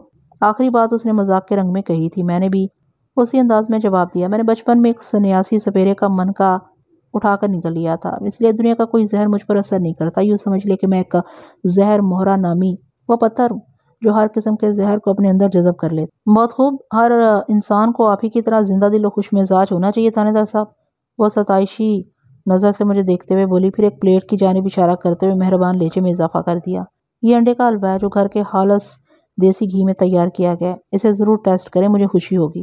میں نے اس کی خواہش نما فرمائش کے احترام میں مذکورہ ڈش کی جانب ہاتھ بڑھاتے ہوئے کہا، آپ نے مرحوم علی حسن کے حوالے سے 3 چیزوں کا ذکر کیا تھا، جن میں سے ایک کی تو وضاحت ہو گئی، باقی 2 کیا ہیں؟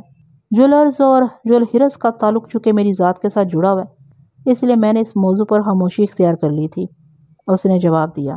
اس کے جواب نے میرے اندر بے چینی کو بیدار کر دیا۔ میں نے اس کے چہرے پر نگاہ جما کر شائستہ لہجے میں کہا، اگر کوئی حرج کوئی دقت محسوس نہ کریں تو اس خاموشی کے بند کھول دیں۔ اس نے گہری اور ٹھنڈی سانس خارج کی، پھر چند لمحے ٹٹولتی ہوئی نظر سے مجھے دیکھنے کے بعد گمبھیر انداز میں کہا، آپ ایک دانا اور بینا اور قابل بھروسہ انسان ہیں، میں سمجھتی ہوں اس موضوع پر آپ سے بات ہو سکتی ہے۔ میں انڈے کے حلوے سے لطف اندوز ہوتے ہوئے حسنہ کی جانب متوجہ ہو گیا۔ وہ سنجیدہ لہجے میں گویا ہوئی، جولرز یعنی زیادہ زیادہ زمین حاصل کرنے کی بھوک، اور جولہرس مطلب گھر میں ایک بیوی ہوتے ہوئے عقد ثانی کی تمنا۔ میں عقد ثانی یا عقد ثالث کی حمایت یا مخالفت کی بحث چھیڑنا نہیں چاہتی، بس آپ کو یہ بتانا مقصود ہے کہ اس کی عقد ثانی کی خواہش کے ساتھ ہی حرص، ہوس اور لالچ جڑا ہوا تھا۔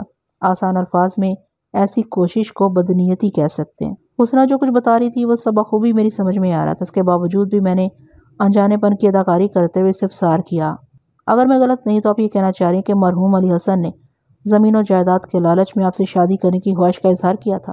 آپ بالکل بھی غلط نہیں ہیں، وہ ایک لفظ پر زور دیتے ہوئے بولی۔ میری عدت پوری ہونے کے بعد ہی سے بھائی علی کے دل میں اچانک میرا اور میری اولاد کا خیال جاگ اٹھا تھا۔ وہ ہر دوسرے تیسرے دن ہماری خیریت معلوم کرنے چلا آتا تھا، لیکن مجھے اس کے انداز و اعتبار اور باتوں میں خلوص و اپنائیت کی رمق تک نظر نہیں آتی تھی۔ میرا دل کہتا تھا کہ اس کے دماغ اور زبان میں کھلا تضاد ہے۔ میں کافی دنوں تک اس کی آمد و جامد کو برداشت کرتی رہی، پھر ایک روز میرا شک یقین میں بدل گیا، گویا بلی تھیلے سے باہر آ گئی تھی۔ اس نے ڈرامائی انداز میں توقف کر کے سپاٹ نظر سے مجھے دیکھا، پھر اپنے بیان کو آگے بڑھاتے ہوئے بولی، بھائی علی نے مجھے سمجھانے کی کوشش کی کہ اگر میں اسے شادی کے لیے راضی ہو جاؤں تو اس کے کتنے دور رس فوائد ہیں۔ مثلاً ہمارے گھروں کو تقسیم کرنے والی دیوار کو گرا دیا جائے گا، اس طرح کل 50 مرلے 1500 گز کی ایک عالیشان حویلی موجود میں آ جائے گی۔ اسی طرح جب 14 ایکڑ اس کے اور 36 ایکڑ میرے آپس میں مل جائیں گے تو یہ 50 ایکڑ زرعی اراضی ہمیں نشاد آباد کا سب سے بڑا اور سب سے طاقتور باثر زمیندار گھرانہ بنا دے گی۔ علاوہ ازیں وہ میرے بچوں کو ایک باپ کا پیار دے گا۔ وہ نازیہ اور باسط کا بھی ویسے ہی خیال رکھے گا جیسے جنید، روبینہ اور رخسانہ کا رکھتا ہے۔ بظاہر بھائی علی کی اس نیک خواہش نما منصوبہ بندی میں کوئی خرابی دکھائی نہیں دیتی تھی۔ جو بھی سنتا وہ یقیناً علی حسن کے احسار اور صلہ رحمی کی تعریف کرتا، لیکن تھانے صاحب میں علی حسن کی رگ رگ سے واقف تھی۔ اس کی فطرت اور مزاج مجھ سے ڈھکا چھپا نہیں تھا۔ سورج مشرق کی بجائے مغرب سے طلوع ہو سکتا ہے، لیکن یہ ممکن نہیں کہ میں اس حریص اور لالچی انسان پر بھروسہ کر لوں۔ لہٰذا میں پہلے اشاروں کنائیوں میں اسے یہ باور کرانے کی کوشش کرتی رہی کہ وہ خواہ میرا دماغ خراب اور اپنا وقت برباد کر رہا ہے، کیونکہ یہ بیل کسی بھی صورت منڈے چڑھنے والی نہیں ہے۔ لیکن جب میری بات اس کی سمجھ میں جگہ بنانے میں ناکام رہی تو میں نے دو ٹوک انداز میں اس پر واضح کر دیا، بھائی علی، تم میرے خامد مرحوم ولی حسن کے چھوٹے بھائی اور میرے بچوں کے چاچا ہو۔ ہمارے درمیان بس اتنی سی رشتہ داری کافی ہے۔ اگر تم نے اس سے آگے بڑھنے کی کوشش کی اور مجھ سے شادی کے خیال کو اپنے دل و دماغ سے نہ نکالا تو میں پورے نشاط آباد کو تمہارے عزائم کے بارے میں بتا دوں گی۔ اس سے ہو سکتا ہے میری عزت اور حیثیت بھی تھوڑی بہت متاثر ہو، لیکن گاؤں والے یہ ضرور جان جائیں گے کہ تمہارے من میں طمع اور ہوس کے کون سے طوفان امڑ رہے ہیں۔ حسنہ اپنی بات مکمل کرنے کے بعد خاموش ہو گئی تو میں نے اضطراری لہجے میں سوال کیا، آپ کے اس چٹانی فیصلے کا علی حسن پر کیا اثر ہوا تھا؟ اگلے روز سے اس نے میرے گھر کے خیر سگالی دورے بند کر دیے تھے، اس نے تلخی بھرے لہجے میں جواب دیا۔ میری دھمکی نے اس کے محبت اور خلوص کے غبارے سے ہوا نکال دی تھی۔ پھر اسے اپنی بیوہ بھابھی یاد رہی، نہ ہی اس کے دل میں مرحوم بھائی کی اولاد کا خیال آیا۔ اس واقعے کو بھی ہفتہ بھر ہی گزرا تھا کہ ولی حسن کی پہلی برسی آ گئی۔ اس کے بعد جو کچھ ہوا وہ سب آپ کے سامنے ہے۔ آپ سے بس میرا آخری سوال ہے، میں نے ٹھہرے ہوئے لہجے میں کہا، اگر جواب نہ بھی دینا چاہیں تو کوئی حرج نہیں ہے۔ میں ضرور جواب دوں گی، وہ میری آنکھوں میں دیکھتے ہوئے بولی۔ آپ سوال کریں تھانے دار صاحب۔ کیا اس دوران میں کبھی، میں نے اس کے چہرے پر نگاہ جما کر پوچھا، مرحوم علی حسن نے جنید اور نازیہ کے رشتے کے حوالے سے کوئی بات کی تھی؟ نہیں، وہ نفی میں گردن ہلاتے ہوئے دو ٹوک انداز میں بولی، بالکل نہیں تھانے دار صاحب۔ جنید نے مجھے بتایا تھا کہ علی حسن حسنہ سے شادی کے چکر میں ہرگز نہیں تھا، البتہ وہ اگر نازیہ کو اپنی بہو بنانے کا ارادہ رکھتا تھا تو اس بارے میں اس نے کبھی گھر میں ذکر نہیں کیا تھا۔ حسنہ کا دعویٰ تھا کہ علی حسن اسے عقد ثانی کا خواہشمند تھا، تاہم اس نے نازیہ اور جنید کی شادی کے بارے میں کبھی بات نہیں کی تھی۔ جنید نے مجھے بتایا تھا کہ علی حسن حسنہ سے شادی کے چکر میں ہرگز نہیں تھا، البتہ وہ اگر نازیہ کو اپنی بہو بنانے کا ارادہ رکھتا تھا تو اس بارے میں اس نے کبھی گھر میں ذکر نہیں کیا تھا۔ حسنہ کا دعویٰ تھا کہ علی حسن اسے عقد ثانی کا خواہشمند تھا، تاہم اس نے نازیہ اور جنید کی شادی کے بارے میں کبھی بات نہیں کی تھی۔ جبکہ کانسٹیبل فضل کریم نے مجھے نشاد آباد کے وسنیکوں کے حوالے سے جو رپورٹ دی تھی اس کے مطابق تو علی حسن پہلے خود حسنہ کو اپنی دلہن بنانے کی کوشش میں تھا۔ جب اس سلسلے میں اس کی دال نہیں گلی تو وہ نازیہ کو جنید کی بیوی بنانے کے لیے چارہ جوئی میں لگ گیا تھا۔ بہرحال صورتحال کوئی بھی رہی ہو، علی حسن کو شکست فاش کا سامنا کرنا پڑا تھا اور اسی کھیل کے آخری راؤنڈ میں وہ اپنی زندگی بھی ہار گیا تھا۔ حسنہ سے ہونے والی وہ ملاقات خاصی معلومات افزا رہی تھی۔ میں نے بوقت رخصت اس کا شکریہ ادا کیا اور اس کے گھر سے نکل کر تھانے کی سمت چل پڑا۔ جب میں تھانے میں پہنچا تو اندھیرا پوری طرح پھیل چکا تھا اور سردی کی شدت میں بھی خاطر خواہ اضافہ ہو گیا تھا۔ آئندہ روز یعنی جمعرات 10 جنوری کی صبح میں نے ایک بندہ بھیج کر نشاد آباد سے گاؤں کے حکیم ارشاد علی کو تھانے بلا لیا۔ حکیم ارشاد نے موت سے چند گھنٹے پہلے پیٹ کے درد سے نجات دلانے والی کوئی دوائی مرحوم علی حسن کو کھلائی تھی۔ اگر علی حسن کی موت کا معمہ حل کرنا تھا تو اس ذیل میں حکیم جی سے تفصیلی گفتگو ناگزیر تھی۔ اسی غرض سے میں نے اسے بلا بھیجا تھا۔ ایک بات کی وضاحت کرتا چلوں کہ ابھی میں نے علی حسن کی موت کے ساتھ جو معمہ کا لفظ نتھی کیا تو اس کا محرک وہ رپورٹ ہے جو 8 جنوری کی ایک ٹھنڈی ٹھار صبح ملک جنید نے اپنے ماموں ملک خاور کی میت میں تھانے آ کر درج کرائی تھی۔ علی حسن اتوار اور پیر کی درمیانی رات فوت ہو گیا اور پیر 7 جنوری کو نشاد آباد کے قبرستان میں دفن کر دیا گیا۔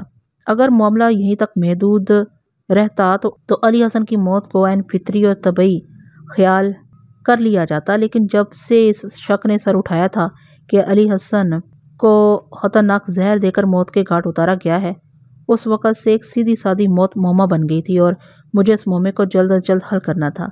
علی حسن کی ہلاکت کے ذمہ دار خاور خدیجہ جنید کی نگاہ میں حسنہ تھی، جبکہ گزشتہ روز حسنہ سے ہونے والی تفصیلی ملاقات سے میں اس نتیجے پر پہنچا تھا کہ علی حسن کی موت میں حسنہ کا کوئی عمل دخل نہیں۔ بہرکیف حقیقت جو بھی تھی، اسے منظر عام پر لانا میرے فرائض کا حصہ تھا۔ تھوڑی دیر میں حکیم ارشاد علی تھانے پہنچ گیا اور میں اس کے ساتھ خصوصی میٹنگ میں مصروف ہو گیا۔ حکیم جی کی عمر 60 سے متجاوز تھی، تاہم تندرستی اور پھرتی دیکھ کر قطعاً یہ احساس نہیں ہوتا تھا کہ وہ بڑھاپے کے دور میں داخل ہو چکا ہے۔ اس نے مناسب سائز کی داڑھی رکھی ہوئی تھی جو کہ مکمل طور پر سفید ہو چکی تھی۔ رسمی لیکس لیک کے بعد اس نے معتدل انداز میں کہا، ملک صاحب، اگر میرا اندازہ غلط نہیں تو آپ نے مجھے علی حسن کی موت کے سلسلے میں پوچھ تاچھ کے لیے بلایا ہے۔ میں اس کی بات سن کر چونک اٹھا، تاہم میں نے اس چونکنے کو اپنے چہرے سے ظاہر نہیں ہونے دیا۔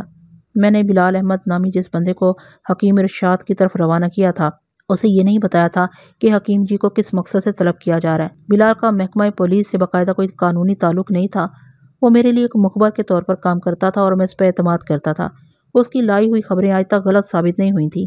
یہ تمام تر خیالات سیکنڈ کے 10ویں حصے میں میرے ذہن سے گزرے اور میں نے تائیدی انداز میں گردن ہلاتے ہوئے کہا، جی بالکل، آپ کا اندازہ بالکل درست ہے۔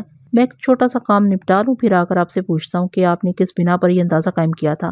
میں حکیم ارشاد علی کو اپنے کمرے میں چھوڑ کر باہر آیا اور بلال کو پکڑ کر تھانے کے صحن میں لے گیا۔ وہ اس بات پر حیران تھا کہ میں اسے اپنے پاس طلب کرنے کی بجائے اس کے پیچھے کیوں آیا ہوں، تاہم اس نے مجھ سے کوئی سوال نہیں کیا، مگر میں نے کہا، بلال، حکیم صاحب کو تھانے لاتے ہوئے راستے میں تمہاری اس سے کیا باتیں ہوئی ہیں؟ کوئی خاص بات نہیں ملک صاحب، اس نے رسان بھرے لہجے میں جواب دیا۔ بس اس نے مجھ سے پوچھا کہ تھانے دار کی طبیعت تو ٹھیک ہے نا؟ میں نے کہا، جی ہاں، اللہ کے فضل سے ملک صاحب ٹھیک ٹھاک ہیں۔ میرے اس جواب پر اس نے سوال کیا، پھر انہوں نے مجھے کس لیے تھانے بلایا ہے؟ میں نے اسے بتایا کہ یہ تو مجھے پتہ نہیں، ملک صاحب نے آپ کو بلانے کا حکم دیا اور میں آپ کو لینے چلا آیا۔ میرے اس جواب سے وہ مطمئن ہوا یا نہیں، اس بارے میں وثوق سے کچھ نہیں کہہ سکتا۔ بس اس کے بعد راستے پر ہمارے درمیان خشک سردی کے موسم اور اس سے پیدا ہونے والی بیماریوں پر گفتگو ہوتی رہی تھی۔ اچھی طرح سوچ کر بتاؤ، میں نے بلال کی آنکھوں میں دیکھتے ہوئے استفسار کیا۔ اس بات چیت کے دوران میں کہیں مرحوم ملک علی حسن اور اس کی موت کا بھی تذکرہ ہوا تھا؟ بالکل نہیں ملک صاحب، وہ پوری قطعیت سے بولا، ایسی کوئی بات نہیں ہوئی۔ ٹھیک ہے، میں نے گہری سانس خارج کرتے ہوئے کہا، کیا تم لوگ نشاد آباد سے کسی تانگے وغیرہ میں بیٹھ کر تھانے آئے ہو؟ نہیں ملک صاحب، نفی میں گردن ہلاتے ہوئے بولا، میں نے حکیم جی کو پیشکش کی تھی کہ ان کے لیے تانگے یا کسی دوسری سواری کا انتظام کرتا، مگر انہوں نے ایک عجیب سی بات کر کے میری پیشکش کو ٹھکرا دیا تھا۔ عجیب سی بات سے تمہاری کیا مراد ہے بلال احمد؟ میں نے سرسراتی ہوئی آواز میں دریافت کیا۔ حکیم جی نے سینہ پھلا کر میری طرف دیکھا اور دبنگ لہجے میں کہا، بلال احمد حکیم ارشاد علی کے ارشاد کو مجھ تک پہنچاتے ہوئے بولا، میں ابھی اتنا بوڑھا نہیں ہوا کہ 4-5 میل پیدل نہ چل سکوں، اور تھانہ تو محض آدھے میل کے فاصلے پر ہے۔ لوگ میرے سر و داڑھی کے سفید بالوں کو دیکھ کر یہ سمجھ بیٹھے ہیں کہ اب میرے آرام کی عمر ہے، لیکن یہ حقیقت نہیں ہے بلال۔ میں 15-20 منٹ یا زیادہ سے زیادہ آدھے گھنٹے میں حکیم جی کو فارغ کر دوں گا۔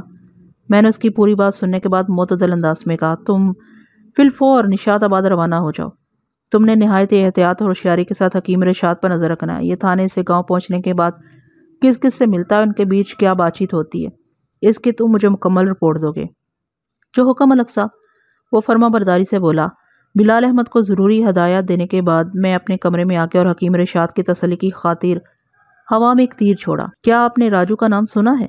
کون راجو؟ اس نے دلچسپی لیتے ہوئے پوچھا۔ راجو ایک بہت ہی خطرناک ڈاکو ہے، میں نے بدستور سنجیدگی کی اداکاری کرتے ہوئے کہا۔ لائل پور، شیخو پور اور سرگودا میں اس نے کئی ایک ڈکیتی کی وارداتیں کی اور سنا ہے کہ اس نے درجن بھر بندے بھی بھڑکائے ہوئے ہیں، اور اب یہی نامراد ڈاکو ضلع جھنگ میں بھی دیکھا گیا۔ میں بھی راجو ہی کے سلسلے میں حوالدار سے ہم بات کرنے گیا تھا۔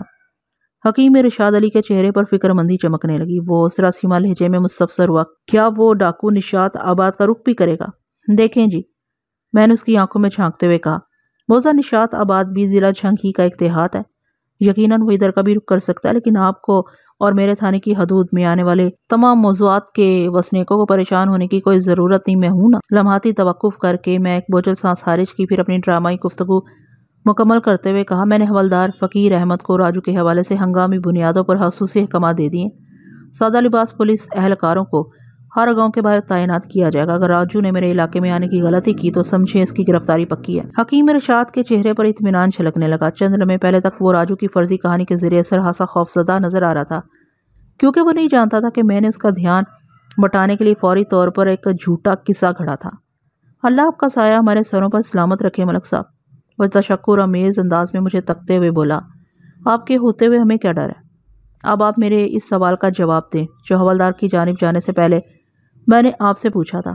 میں نے اس کے چہرے پر نگاہ جماتے ہوئے کہا، آپ یہ جاننا چاہتے ہیں نا میں نے کیسے اندازہ لگایا کہ آپ نے علی حسن کی موت کے حوالے سے پوچھ تاچھ کرنے کے لیے مجھے اپنے پاس بلایا؟ تو پھر سنیں۔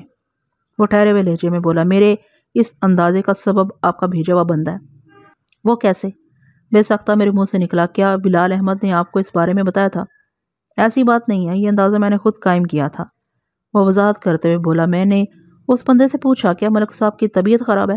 اس نے نفی میں جواب دیا۔ پھر میں نے استفسار کیا کیا عملے کے کسی اور بندے کو دوائی کی ضرورت پیش آ گئی ہے؟ اس بار بھی انکار میں گردن ہلا کر رہ گیا۔ تب میرا دھیان آپ ملک علی حسن کی موت کی طرف چلا گیا اور میں سمجھ گیا کہ آپ نے اسی مقصد سے مجھے تھانے بلایا۔ ایک بوڑھے حکیم سے بھلا کیا بات ہو سکتی ہے سوائے بیمار یا بیماری کے؟ میں آپ کی آدھی بات سے اتفاق نہیں کرتا۔ کیا مطلب ہے آپ کا؟ وہ الجھن زدہ نظر سے مجھے دیکھنے لگا۔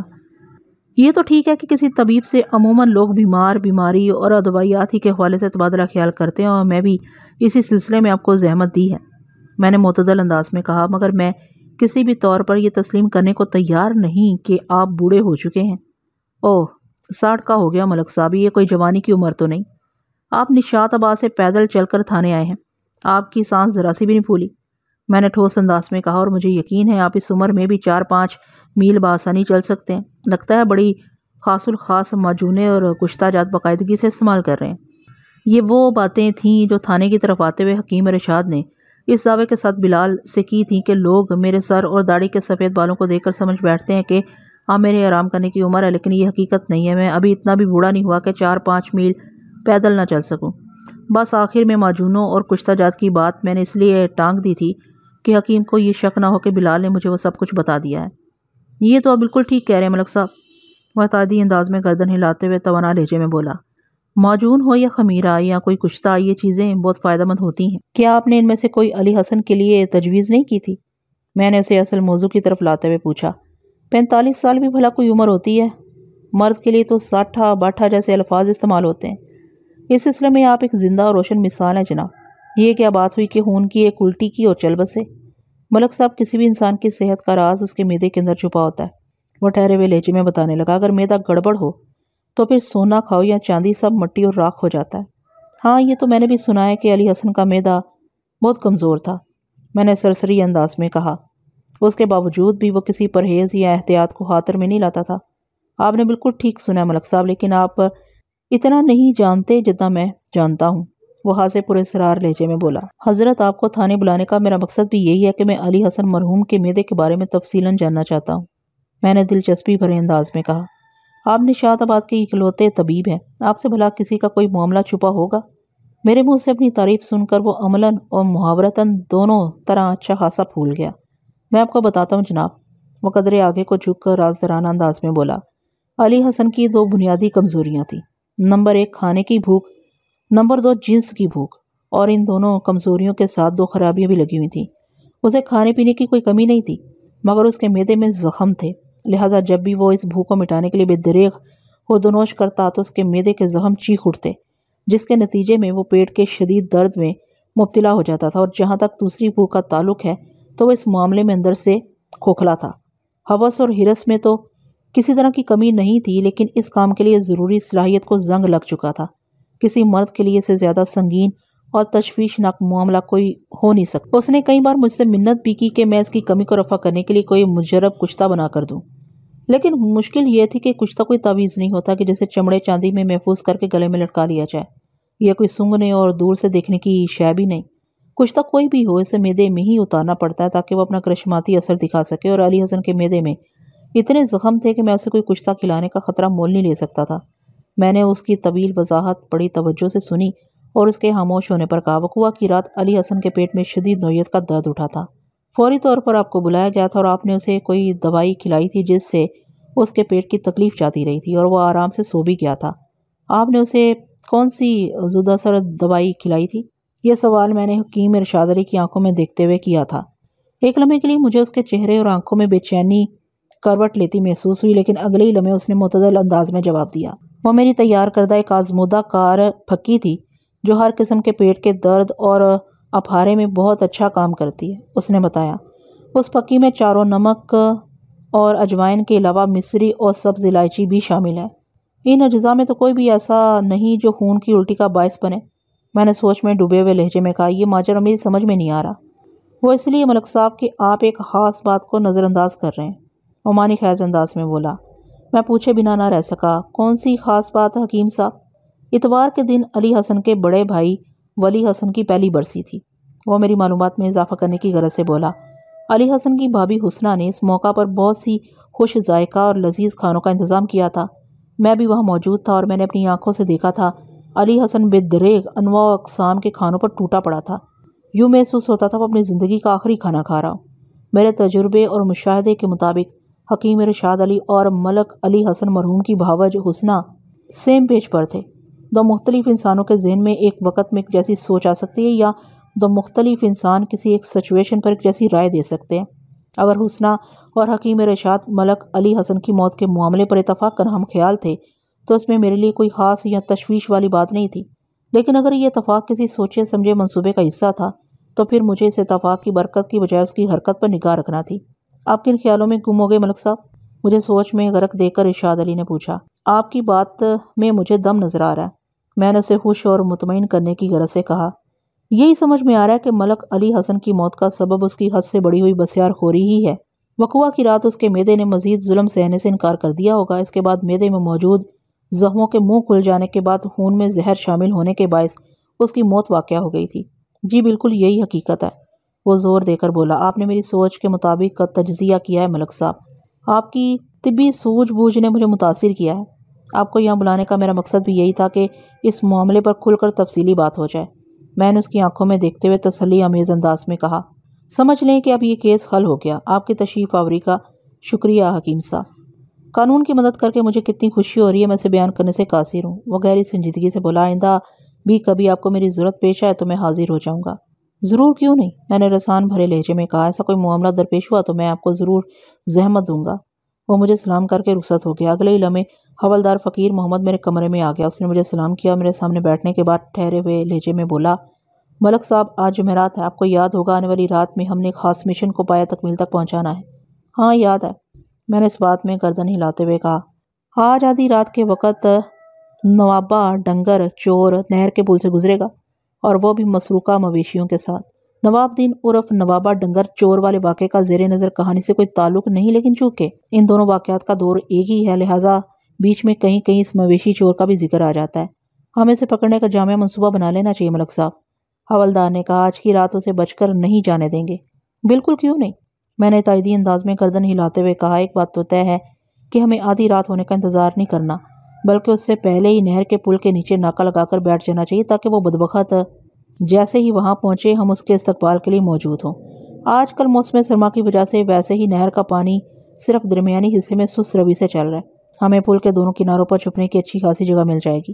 یہ تو آپ بالکل ٹھیک کہہ رہے ہیں ملک صاحب، وہ اس بات میں سر ہلاتے ہوئے بولا۔ پھر پوچھا، اس مشن کے لیے کتنی نفری کی ضرورت ہوگی؟ صرف 2 افراد کافی ہوں گے، اور وہ بھی مسلح، میں نے جواب دیا۔ یعنی آپ اور میں؟ اس نے سوالیہ نظر سے مجھے دیکھا۔ نہیں، میں نے 2 ٹوک انداز اختیار کرتے ہوئے کہا، ہم دونوں میں سے کوئی ایک بندہ اور دوسرا کوئی بھی کانسٹیبل اس کے ساتھ۔ میں سانس لینے کے لیے متوقف ہوا، پھر اپنی بات مکمل کرتے ہوئے کہا، ہم دونوں میں سے کسی ایک کا تھانے میں موجود رہنا ضروری ہے۔ اگر تم اپنے ہاتھوں سے نوابہ ڈنگر چور کو گرفتار کرنے کی خواہش رکھتے ہو تو پھر مجھے تھانے میں رکنا ہوگا۔ تم حنیف اور رفیق میں سے کسی ایک کو اپنے ساتھ لے جا سکتے ہو۔ یہ تو میرے لیے بڑے فخر بلکہ بڑے اعزاز کی بات ہوگی ملک صاحب کہ آپ اتنا اہم مشن مجھے سونپ رہے ہیں۔ وہ جذبات سے مغلوب آواز میں بولا، انشاءاللہ میں آپ کو مایوس نہیں کروں گا۔ ویری گڈ، میں نے ستائشی نظر سے اس کی طرف دیکھ کر پوچھا، تم اپنے ساتھ کسے لے جانا پسند کرو گے؟ کانسٹیبل حنیف علی کو جناب، اس نے جواب دیا۔ ٹھیک ہے، تم دونوں بندوقیں بھی ساتھ لے کر جانا، میں نے سمجھانے والے انداز میں کہا۔ اگر نوابہ شرافت سے گرفتاری دینے پر تیار ہو گیا تو اچھی بات ہے، لیکن اگر اس نے فرار ہونے کی کوشش کی تو تمہیں اس کی ٹانگوں پر فائر مارنے کی اجازت ہے، باقی سب میں سنبھال لوں گا۔ سمجھ گیا جناب، وہ بڑے اعتماد سے بولا۔ اور ٹھیک ٹھاک گرم لباس زیب تن کر لینا تم دونوں، میں نے کہا۔ پتہ نہیں نہر کے پل کے نیچے کھلی فضا میں تم لوگوں کو اس بدعزات کا کتنی دیر انتظار کرنا پڑے۔ آج کل ویسے بھی قیامت کی خشک سردی پڑ رہی ہے۔ جی ملک صاحب، وہ فرما برداری سے بولا، آپ کے ہر حکم کی تعمیل کی جائے گی۔ میں مزید 15-20 منٹ تک حوالدار کے ساتھ اس مڈ نائٹ ایڈونچر کی جزیات پر گفتگو کرتا رہا، پھر اسے فارغ کر کے کانسٹیبل فضل کریم کو اپنے پاس بلا لیا۔ ملک علی حسن مرحوم والے معاملے میں فضل کریم کو میں نے ابتدا ہی سے اپنے ساتھ رکھا ہوا تھا۔ وہ ایک قابل بھروسہ پولیس اہلکار تھا اور اب تک وہ خاصا مفید اور معاون ثابت ہوا تھا۔ وہ میرے سامنے آ کر بیٹھ چکا تو میں نے اس کے چہرے پر نگاہ جما کر پوچھا، فضل کریم کیا خبریں ہیں؟ سب امن امان ہے ملک صاحب، اس نے کہا۔ اگر ہر طرف امن و امان قائم ہو گیا تو پھر ہماری اور اس تھانے کی ضرورت باقی نہیں رہے گی۔ یہ تو آپ بالکل بجا فرما رہے ہیں ملک صاحب، وہ تائیدی انداز میں گردن ہلاتے ہوئے بولا۔ تو پھر آپ حکم کریں، آگے کیا کرنا ہے؟ تم نے مجھے بتایا کہ حسنہ کے گھر میں کام کرنے والے بندے سے تمہارے بہت اچھے تعلقات ہیں۔ میں نے سوالیہ نظر سے اس کی طرف دیکھا۔ جی ملک صاحب، وہ سر کو اس باتی جنبش دیتے ہوئے بولا۔ صدیق کو میں بچپن سے جانتا ہوں، یوں سمجھ لیں کہ ہم دوست ہیں۔ تو پھر تم اپنی دوستی کو کام میں لاؤ، میں نے ٹھہرے ہوئے لہجے میں کہا۔ تم صدیق سے یہ جاننے کی کوشش کرو کہ برسی والے دن ملک علی حسن کے سامنے کھانا کس نے رکھا تھا اور مرحوم علی حسن کے جھوٹے برتن کس نے اٹھائے تھے۔ ٹھیک ہے جناب، وہ فرما برداری سے بولا۔ میں آج ہی رات میں صدیق سے ملتا ہوں۔ تمہیں یہ کام نہایت ہی ہوشیاری اور چالاکی سے کرنا ہوگا، میں نے سمجھانے والے انداز میں کہا۔ صدیق کو ایک ذرا سے بھی شک نہیں ہونا چاہیے کہ تم کسی خاص مقصد سے سب پوچھ رہے ہو۔ آپ بے فکر ہو جائیں ملک صاحب، وہ بڑے اعتماد سے بولا۔ میں بڑی احتیاط اور طریقے سلیقے سے یہ کام کروں گا۔ اگر ضرورت محسوس کرو تو اس سلسلے میں اپنی بیوی کو بھی کام پر لگا دو، میں نے کہا۔ عورتوں سے بآسانی بات اگلوا لیتی ہیں، تم سمجھ رہے ہو نا میں کیا کہنا چاہ رہا ہوں؟ جی ملک صاحب، بالکل سمجھ رہا ہوں، وہ جلدی سے بولا۔ نسیم اختر ویسے بھی صدیق کی بیوی آسیہ کی گہری سہیلی ہے، وہ یہ کام آسانی سے کر لے گی۔ بس تو پھر تم دونوں میاں بیوی اس مشن پر لگ جاؤ، میں نے معتدل انداز میں کہا۔ مجھے برسی والے دن کی مکمل رپورٹ چاہیے۔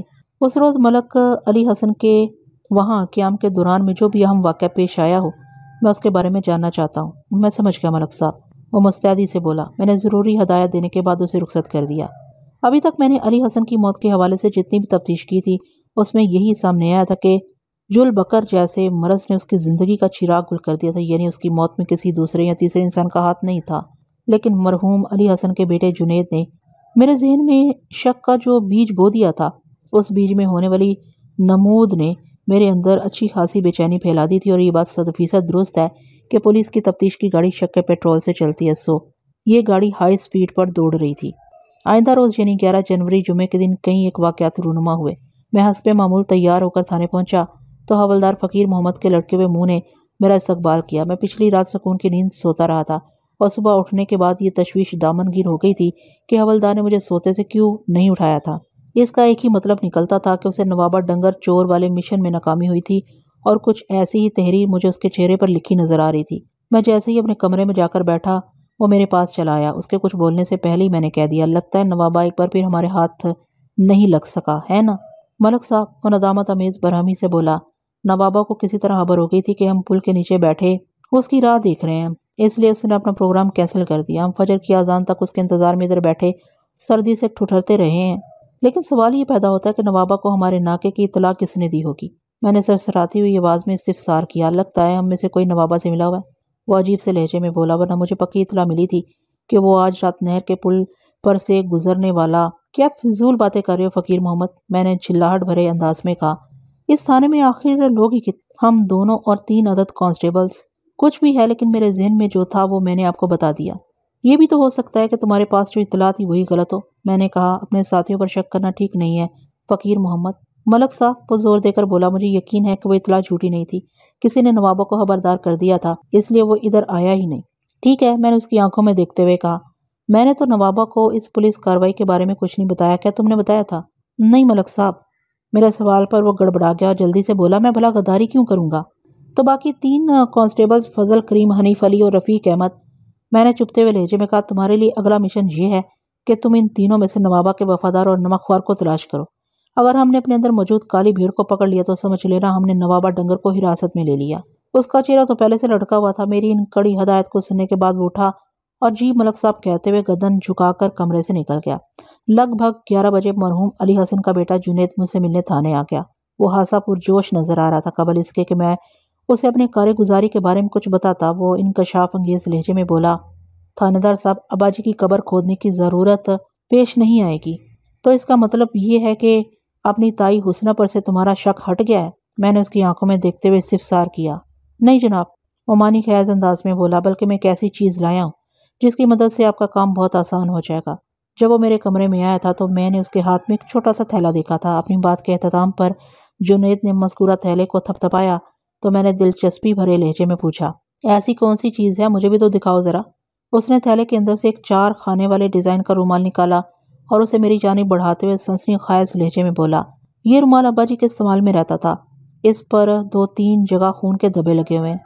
وقوع کی رات یہ رومال ابا جی کے سرہانے رکھا ہوا تھا۔ مجھے یقین ہے کہ یہ اسی الٹی کا خون ہے جو ابا جی نے اپنی موت سے پہلے کی تھی۔ باقی سب آلودہ کپڑے تو دھو دیے گئے تھے، پتہ نہیں یہ کیسے رہ گیا۔ یہ مجھے کل رات میلے کپڑوں کے اندر پڑا ملا۔ آپ اسے ٹیسٹ کے لیے لیبارٹری بھجوا دیں، ہو سکتا ہے یہ رومال دھلنے سے اس لیے بچ گیا کہ آپ اس کے ذریعے ابا جی کی موت کا معمہ حل کر سکیں۔ یہ تو تم واقعی بڑی کام کی چیز لائے ہو، میں نے اس کے ہاتھ سے وہ رومال لیتے ہوئے کہا۔ اس رومال پر واقعتاً 2-3 جگہ پر خون کے ہاتھ سے بڑے دھبے لگے ہوئے تھے۔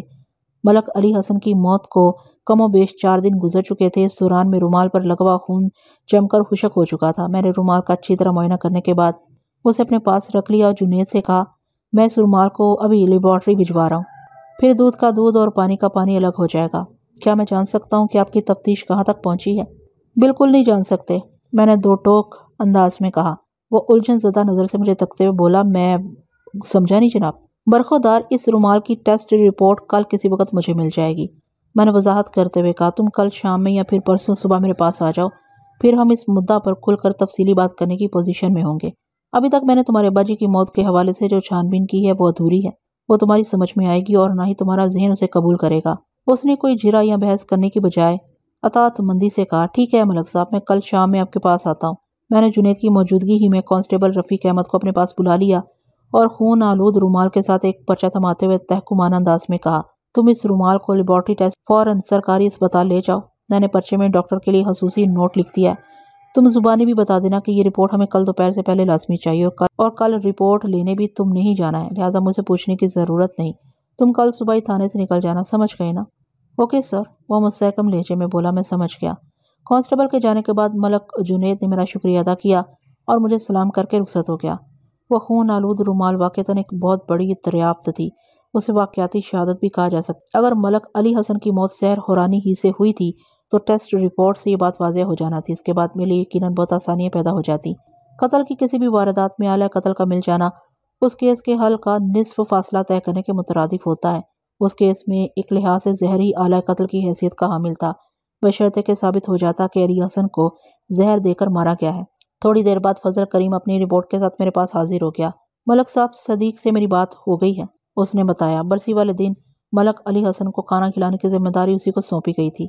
اسی نے علی حسن کے سامنے کھانا رکھا اور اسی نے جھوٹے برتن بھی اٹھائے تھے۔ جب تک علی حسن نو بنو لذیذ پکوان اپنے شکم میں اتارتا رہا، صدیق ہاتھ باندھے باادب اور مستعد وہیں کھڑا رہا تھا۔ اس دوران میں ایسا کوئی واقعہ رونما نہیں ہوا جس سے یہ قیاس کیا جائے کہ کسی نے نظر بچا کر ملک علی حسن کے کھانے میں کوئی زہریلی شے ملا دی ہوگی۔ اس سے تو یہی ظاہر ہوتا ہے کہ وقوع کے روز علی حسن حسنہ کے گھر سے صاف ستھرا کھانا کھا کر اٹھا تھا۔ میں نے پرسوچ انداز میں کہا کہ اسے واقعتاً زہر دیا گیا تھا تو یہ افسوسناک واقعہ اس کے بعد کا ہوگا، اور یہ بھی ہو سکتا ہے کہ علی حسن اپنے پیٹ کی بیماری کے سبب ہی ہلاک ہوا ہو۔ فضل کریم نے مضبوط لہجے میں کہا، زہر اور آنے والی کہانی ملک جنید اور اس کے ماموں کے ذہن کی فصل بھی تو ہو سکتی ہے۔ بالکل، اس کا امکان موجود ہے، میں نے معتدل انداز میں کہا، اور اس رات سے کل دوپہر تک پردہ اٹھ جائے گا۔ اس کا مطلب ہے آپ کے ہاتھ کچھ لگا ہے، اس نے کریدنے والے انداز میں کہا۔ ہاں، میں نے ایک طویل اور گہری سانس خارج کرنے کے بعد فضل کریم کو جنید کے فراہم کردہ خون آلود رومال کے بارے میں سب کچھ بتا دیا۔ او، یہ تو ہماری بہت بڑی کامیابی ہے، وہ اظہار مسرت کرتے ہوئے بولا۔ اس کا مطلب تو یہ ہوا کہ علی حسن کی موت کے راز سے پردہ اٹھنے ہی والا ہے۔ آخر میں اس نے میرے کہے ہوئے الفاظ دہرا دیے تھے۔ حالات و واقعات سے تو ایسا ہی نظر آ رہا ہے، میں نے کہا۔ آپ نے کل حکیم ارشاد علی کو تھانے بلا کر اس کا انٹرویو کیا تھا، فضل کریم نے متذبذب انداز میں کہا۔ صدیق نے مجھے بتایا کہ برسی والے دن حکیم جی نے حسنہ کے گھر کے کئی چکر لگائے تھے۔ حکیم ارشاد نے خود مجھے بتایا تھا کہ برسی کی دعوت کے روز وہ بھی حسنہ کے گھر میں موجود تھا، اور اس نے اپنی آنکھوں سے ملک علی حسن کو کھانا اپنے معدے میں بھرتے دیکھا تھا، لیکن کانسٹیبل کی اطلاع قدرے مختلف انداز کی تھی۔ میں نے اسے پوچھ لیا، حکیم جی نے حسنہ کے گھر کے چکر برسی کی تقریب سے پہلے لگائے تھے یا بعد میں؟ صدیق کے بیان کے مطابق کانسٹیبل نے بتایا، برسی کے کھانے کے وقت وہ وہیں پر موجود تھا، اور شام سے پہلے بھی وہ حسنہ کے پاس آیا تھا اور کافی دیر بیٹھ کر واپس گیا تھا۔ کیا صدیق یا اس کی بیوی آسیہ یہ جاننے میں کامیاب ہو سکے کہ ان دونوں کے بیچ کس موضوع پر بات چیت ہوئی تھی؟ میں نے پوچھا۔ میرا مطلب ہے حسنہ اور حکیم ارشاد کے درمیان؟ نہیں ملک صاحب، وہ نفی میں گردن ہلاتے ہوئے بولا۔ صدیق اور آسیہ بہت ہی وفادار اور نمک حلال ملازم ہیں۔ اس نوعیت کے معاملات سے وہ دور ہی رہتے ہیں، جب بھی کوئی حسنہ سے ملنے آتا ہے تو وہ لوگ بن بلائے ادھر بھٹکتے بھی نہیں ہیں، ان کی گفتگو سننا تو دور کی بات ہے۔ خیر یہ تو میرا ذاتی مشاہدہ بھی تھا۔ جب میں حسنہ سے ملنے گیا تھا تو آسیہ بس ایک بار سامان خرد و نوش سے بھری ہوئی ٹرے اٹھائے وہاں آئی تھی، اس کے بعد مجھے اس کی صورت دکھائی نہیں دی تھی۔ فضل کریم مزید کچھ دیر میرے پاس بیٹھا، ہم نے آئندہ کے لائے عمل پر بات کی، پھر میں نے اس تاکید کے ساتھ اسے رخصت کر دیا، حکیم ارشاد کی سرگرمیوں پر نظر رکھنے کی ضرورت ہے۔ عصر کے بعد بلال احمد مجھ سے ملنے آ گیا، میں نے اس کی خیریت پوچھی، پھر اصل موضوع کی طرف آ گیا۔ ہاں تو بتاؤ کیا خبر لائے ہو؟ آپ سے ملاقات کرنے کے بعد حکیم ارشاد اپنے گھر جانے سے پہلے حسنہ سے ملنے اس کے گھر گیا تھا، بلال احمد نے انکشاف انگیز انداز میں جواب دیا۔ وہ لگ بھگ 1 گھنٹہ تک حسنہ کے گھر میں موجود رہا، پھر وہاں سے نکل کر وہ اپنے گھر چلا گیا تھا۔ ملک صاحب مجھے یہ بندہ کچھ ٹھیک نہیں لگ رہا۔ بلال کے آخری جملے نے مجھے چونکا دیا۔ کس لحاظ سے ٹھیک نہیں لگ رہا؟ میں نے دلچسپی کا اظہار کرتے ہوئے پوچھا۔ تم نے حکیم جی میں ایسی خرابی والی کون سی بات دیکھ لی ہے؟ جب وہ حسنہ کے گھر سے باہر نکلا تو اس نے جاسوسی کرنے والے انداز میں دائیں بائیں نگاہ گھما کر اس امر کا اطمینان کر لیا تھا کہ کوئی اسے حسنہ کے گھر سے نکلتے دیکھ تو نہیں رہا۔ ایسی ہی حرکت اس نے حسنہ کے گھر میں داخل ہوتے وقت بھی کی تھی، بلال نے وضاحت کرتے ہوئے مجھے بتایا۔ ایسی مشکوک حرکتیں تو وہی بندہ کرتا ہے جس کے دل میں چور ہو۔ اگرچہ بلال کے انکشاف نے میرے رگو پے میں سنسنی سی دوڑا دی تھی، تاہم میں نے اپنی اندرونی کیفیت کو چہرے سے عیاں نہیں ہونے دیا اور معتدل انداز میں کہا، اور وہ شخص بھی جس کے دل و دماغ میں رسوائی کا ڈر ہو۔ حسنہ ایک بیوہ عورت ہے اور وہ خاصی پرکشش اور خوبصورت بھی ہے۔ ہو سکتا ہے حسنہ کے گھر آتے جاتے حکیم نے اس کے لیے یہ احتیاط برتی ہو کہ کوئی اس کا افسانہ ہی نہ بنا دے۔ ہو سکتا ہے اس نے کچھ ایسے انداز میں کہا جیسے میری وضاحت اسے مطمئن نہ کر پائی ہو۔ کیا تم یہ پتہ چلانے میں کامیاب ہو سکے کہ حکیم اور حسنہ کے درمیان کیا باتیں ہوئی تھیں؟ میں نے بلال سے پوچھا۔ نہیں ملک صاحب، میں باوجود کوشش کے بھی حسنہ کے گھر کے اندر تک رسائی حاصل نہیں کر سکا۔ وہ اپنی ناکامی کا اعتراف کرتے ہوئے بولا۔ ویسے اس سلسلے میں آپ اپنے عملے کے ایک آدمی سے کام لے سکتے ہیں۔ میں نے چونک کر اس کی طرف دیکھا اور پوچھا، تمہارا اشارہ کس طرف ہے؟ میں کانسٹیبل فضل کریم کی بات کر رہا ہوں ملک صاحب، اس نے کہا۔ کل میں نے فضل کریم کو حسنہ کے گھریلو ملازم صدیق کے ساتھ بہت گھل مل کر باتیں کرتے دیکھا ہے۔ اندر کی معلومات صدیق کے ذریعے نکلوائی جا سکتی ہیں۔ ٹھیک ہے، میں اس سلسلے میں فضل کریم کو ٹرائی کروں گا، میں نے سرسری انداز میں کہا۔ تم مجھے حکیم ارشاد کے بارے میں کچھ بتاؤ۔ حکیم کا اس دنیا میں کوئی عزیز رشتہ دار موجود نہیں ہے، اس نے بتایا۔ وہ اپنے چھوٹے سے گھر میں اکیلا ہی رہتا ہے۔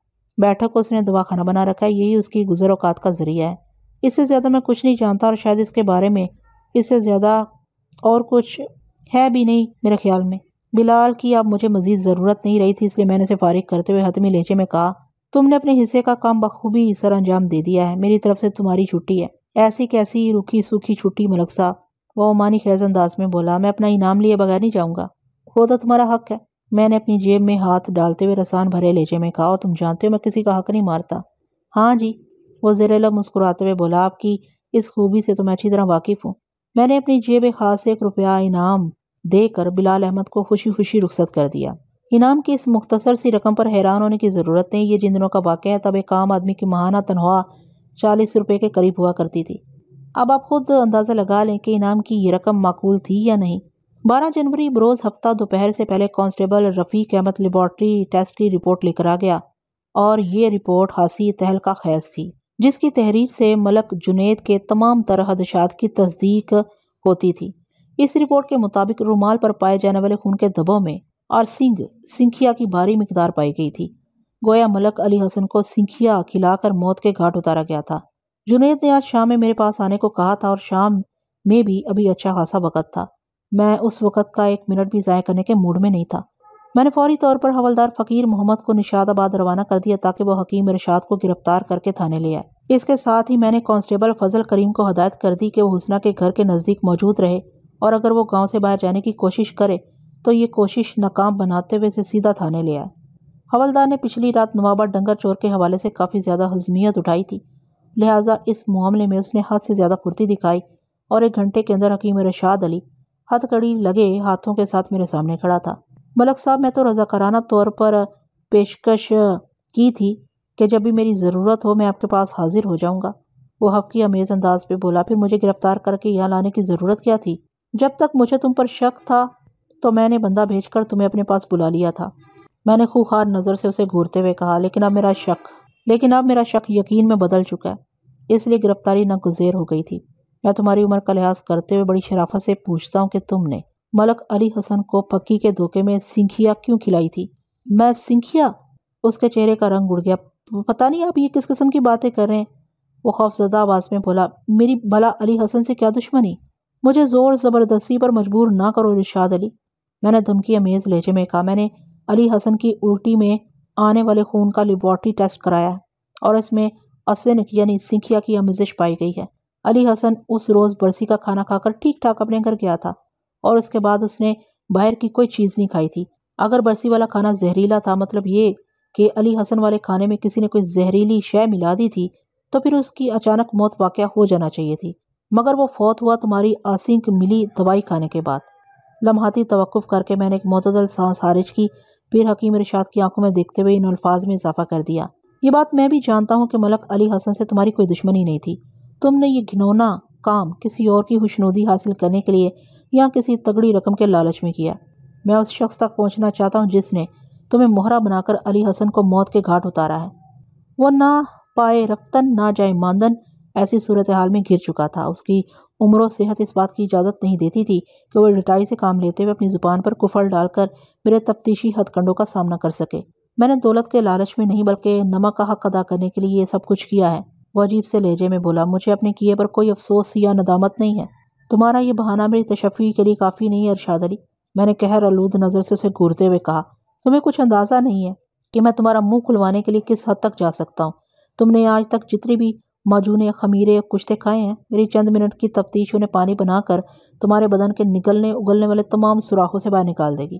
تمہاری خیریت اسی میں ہے کہ میں نے ڈرامائی انداز میں توقف کیا، پھر اپنی بات مکمل کرتے ہوئے کہا، شرافت سے مجھے بتا دو کہ تم نے کس کا نمک حلال کرنے کے لیے ملک علی حسن کو موت کے گھاٹ اتارنے کے لیے پھکی کی جگہ سنکھیا کا استعمال کیا تھا۔ اس کے چہرے اور آنکھوں میں تاریکی ہلکورے لیتی ہوئی گزرنے لگی۔ اسے موقع محل کی سنگینی کا پوری طرح احساس ہو چکا تھا، لہٰذا عقل مندی کا مظاہرہ کرتے ہوئے اس نے اقبال جرم کرنے میں عافیت جانی۔ حکیم ارشاد علی کی زبان سے اس کے پست پناہ کا نام سنتے ہی میں نے ایک لمحہ ضائع کیے بغیر کانسٹیبل فضل کریم کو اپنے ساتھ لیا اور مرحوم علی حسن کی بھاوچ کے گھر پہنچ گیا۔ میں نے حسنہ کو تازہ ترین صورتحال سے آگاہ کرنے کے بعد درست لہجے میں کہا، تمہارے لیے فرار کی تمام راہیں مسدود ہو چکی ہیں حسنہ بیگم۔ میں اچھی طرح جانتا ہوں کہ تمہاری زبان سے اقبال جرم کرانے کے لیے مجھے کون سے تفتیشی حربے آزمانا ہوں گے، لیکن اپنا کام شروع کرنے سے پہلے میں صرف یہ معلوم کرنا چاہتا ہوں کہ جب علی حسن نے مایوس ہو کر تمہارا پیچھا چھوڑ دیا تھا تو پھر اس کی جان لینے کی ضرورت کیا تھی؟ اس روز میں نے آپ کو پوری بات نہیں بتائی تھی، وہ عجیب سے لہجے میں بولی۔ علی حسن نے میرا اور میری بیٹی کا پیچھا نہیں چھوڑا تھا، وہ حکیم ارشاد سے اپنے دل کی ہر بات کر لیتا تھا، کیونکہ حکیم جی اس کے پوشیدہ و پیچیدہ امراض کے خصوصی معالج تھے۔ علی حسن کو یہ بات معلوم نہیں تھی کہ حکیم ارشاد علی پر میرے مرحوم شوہر ولی حسن نے کیا کیا احسانات کر رکھے تھے۔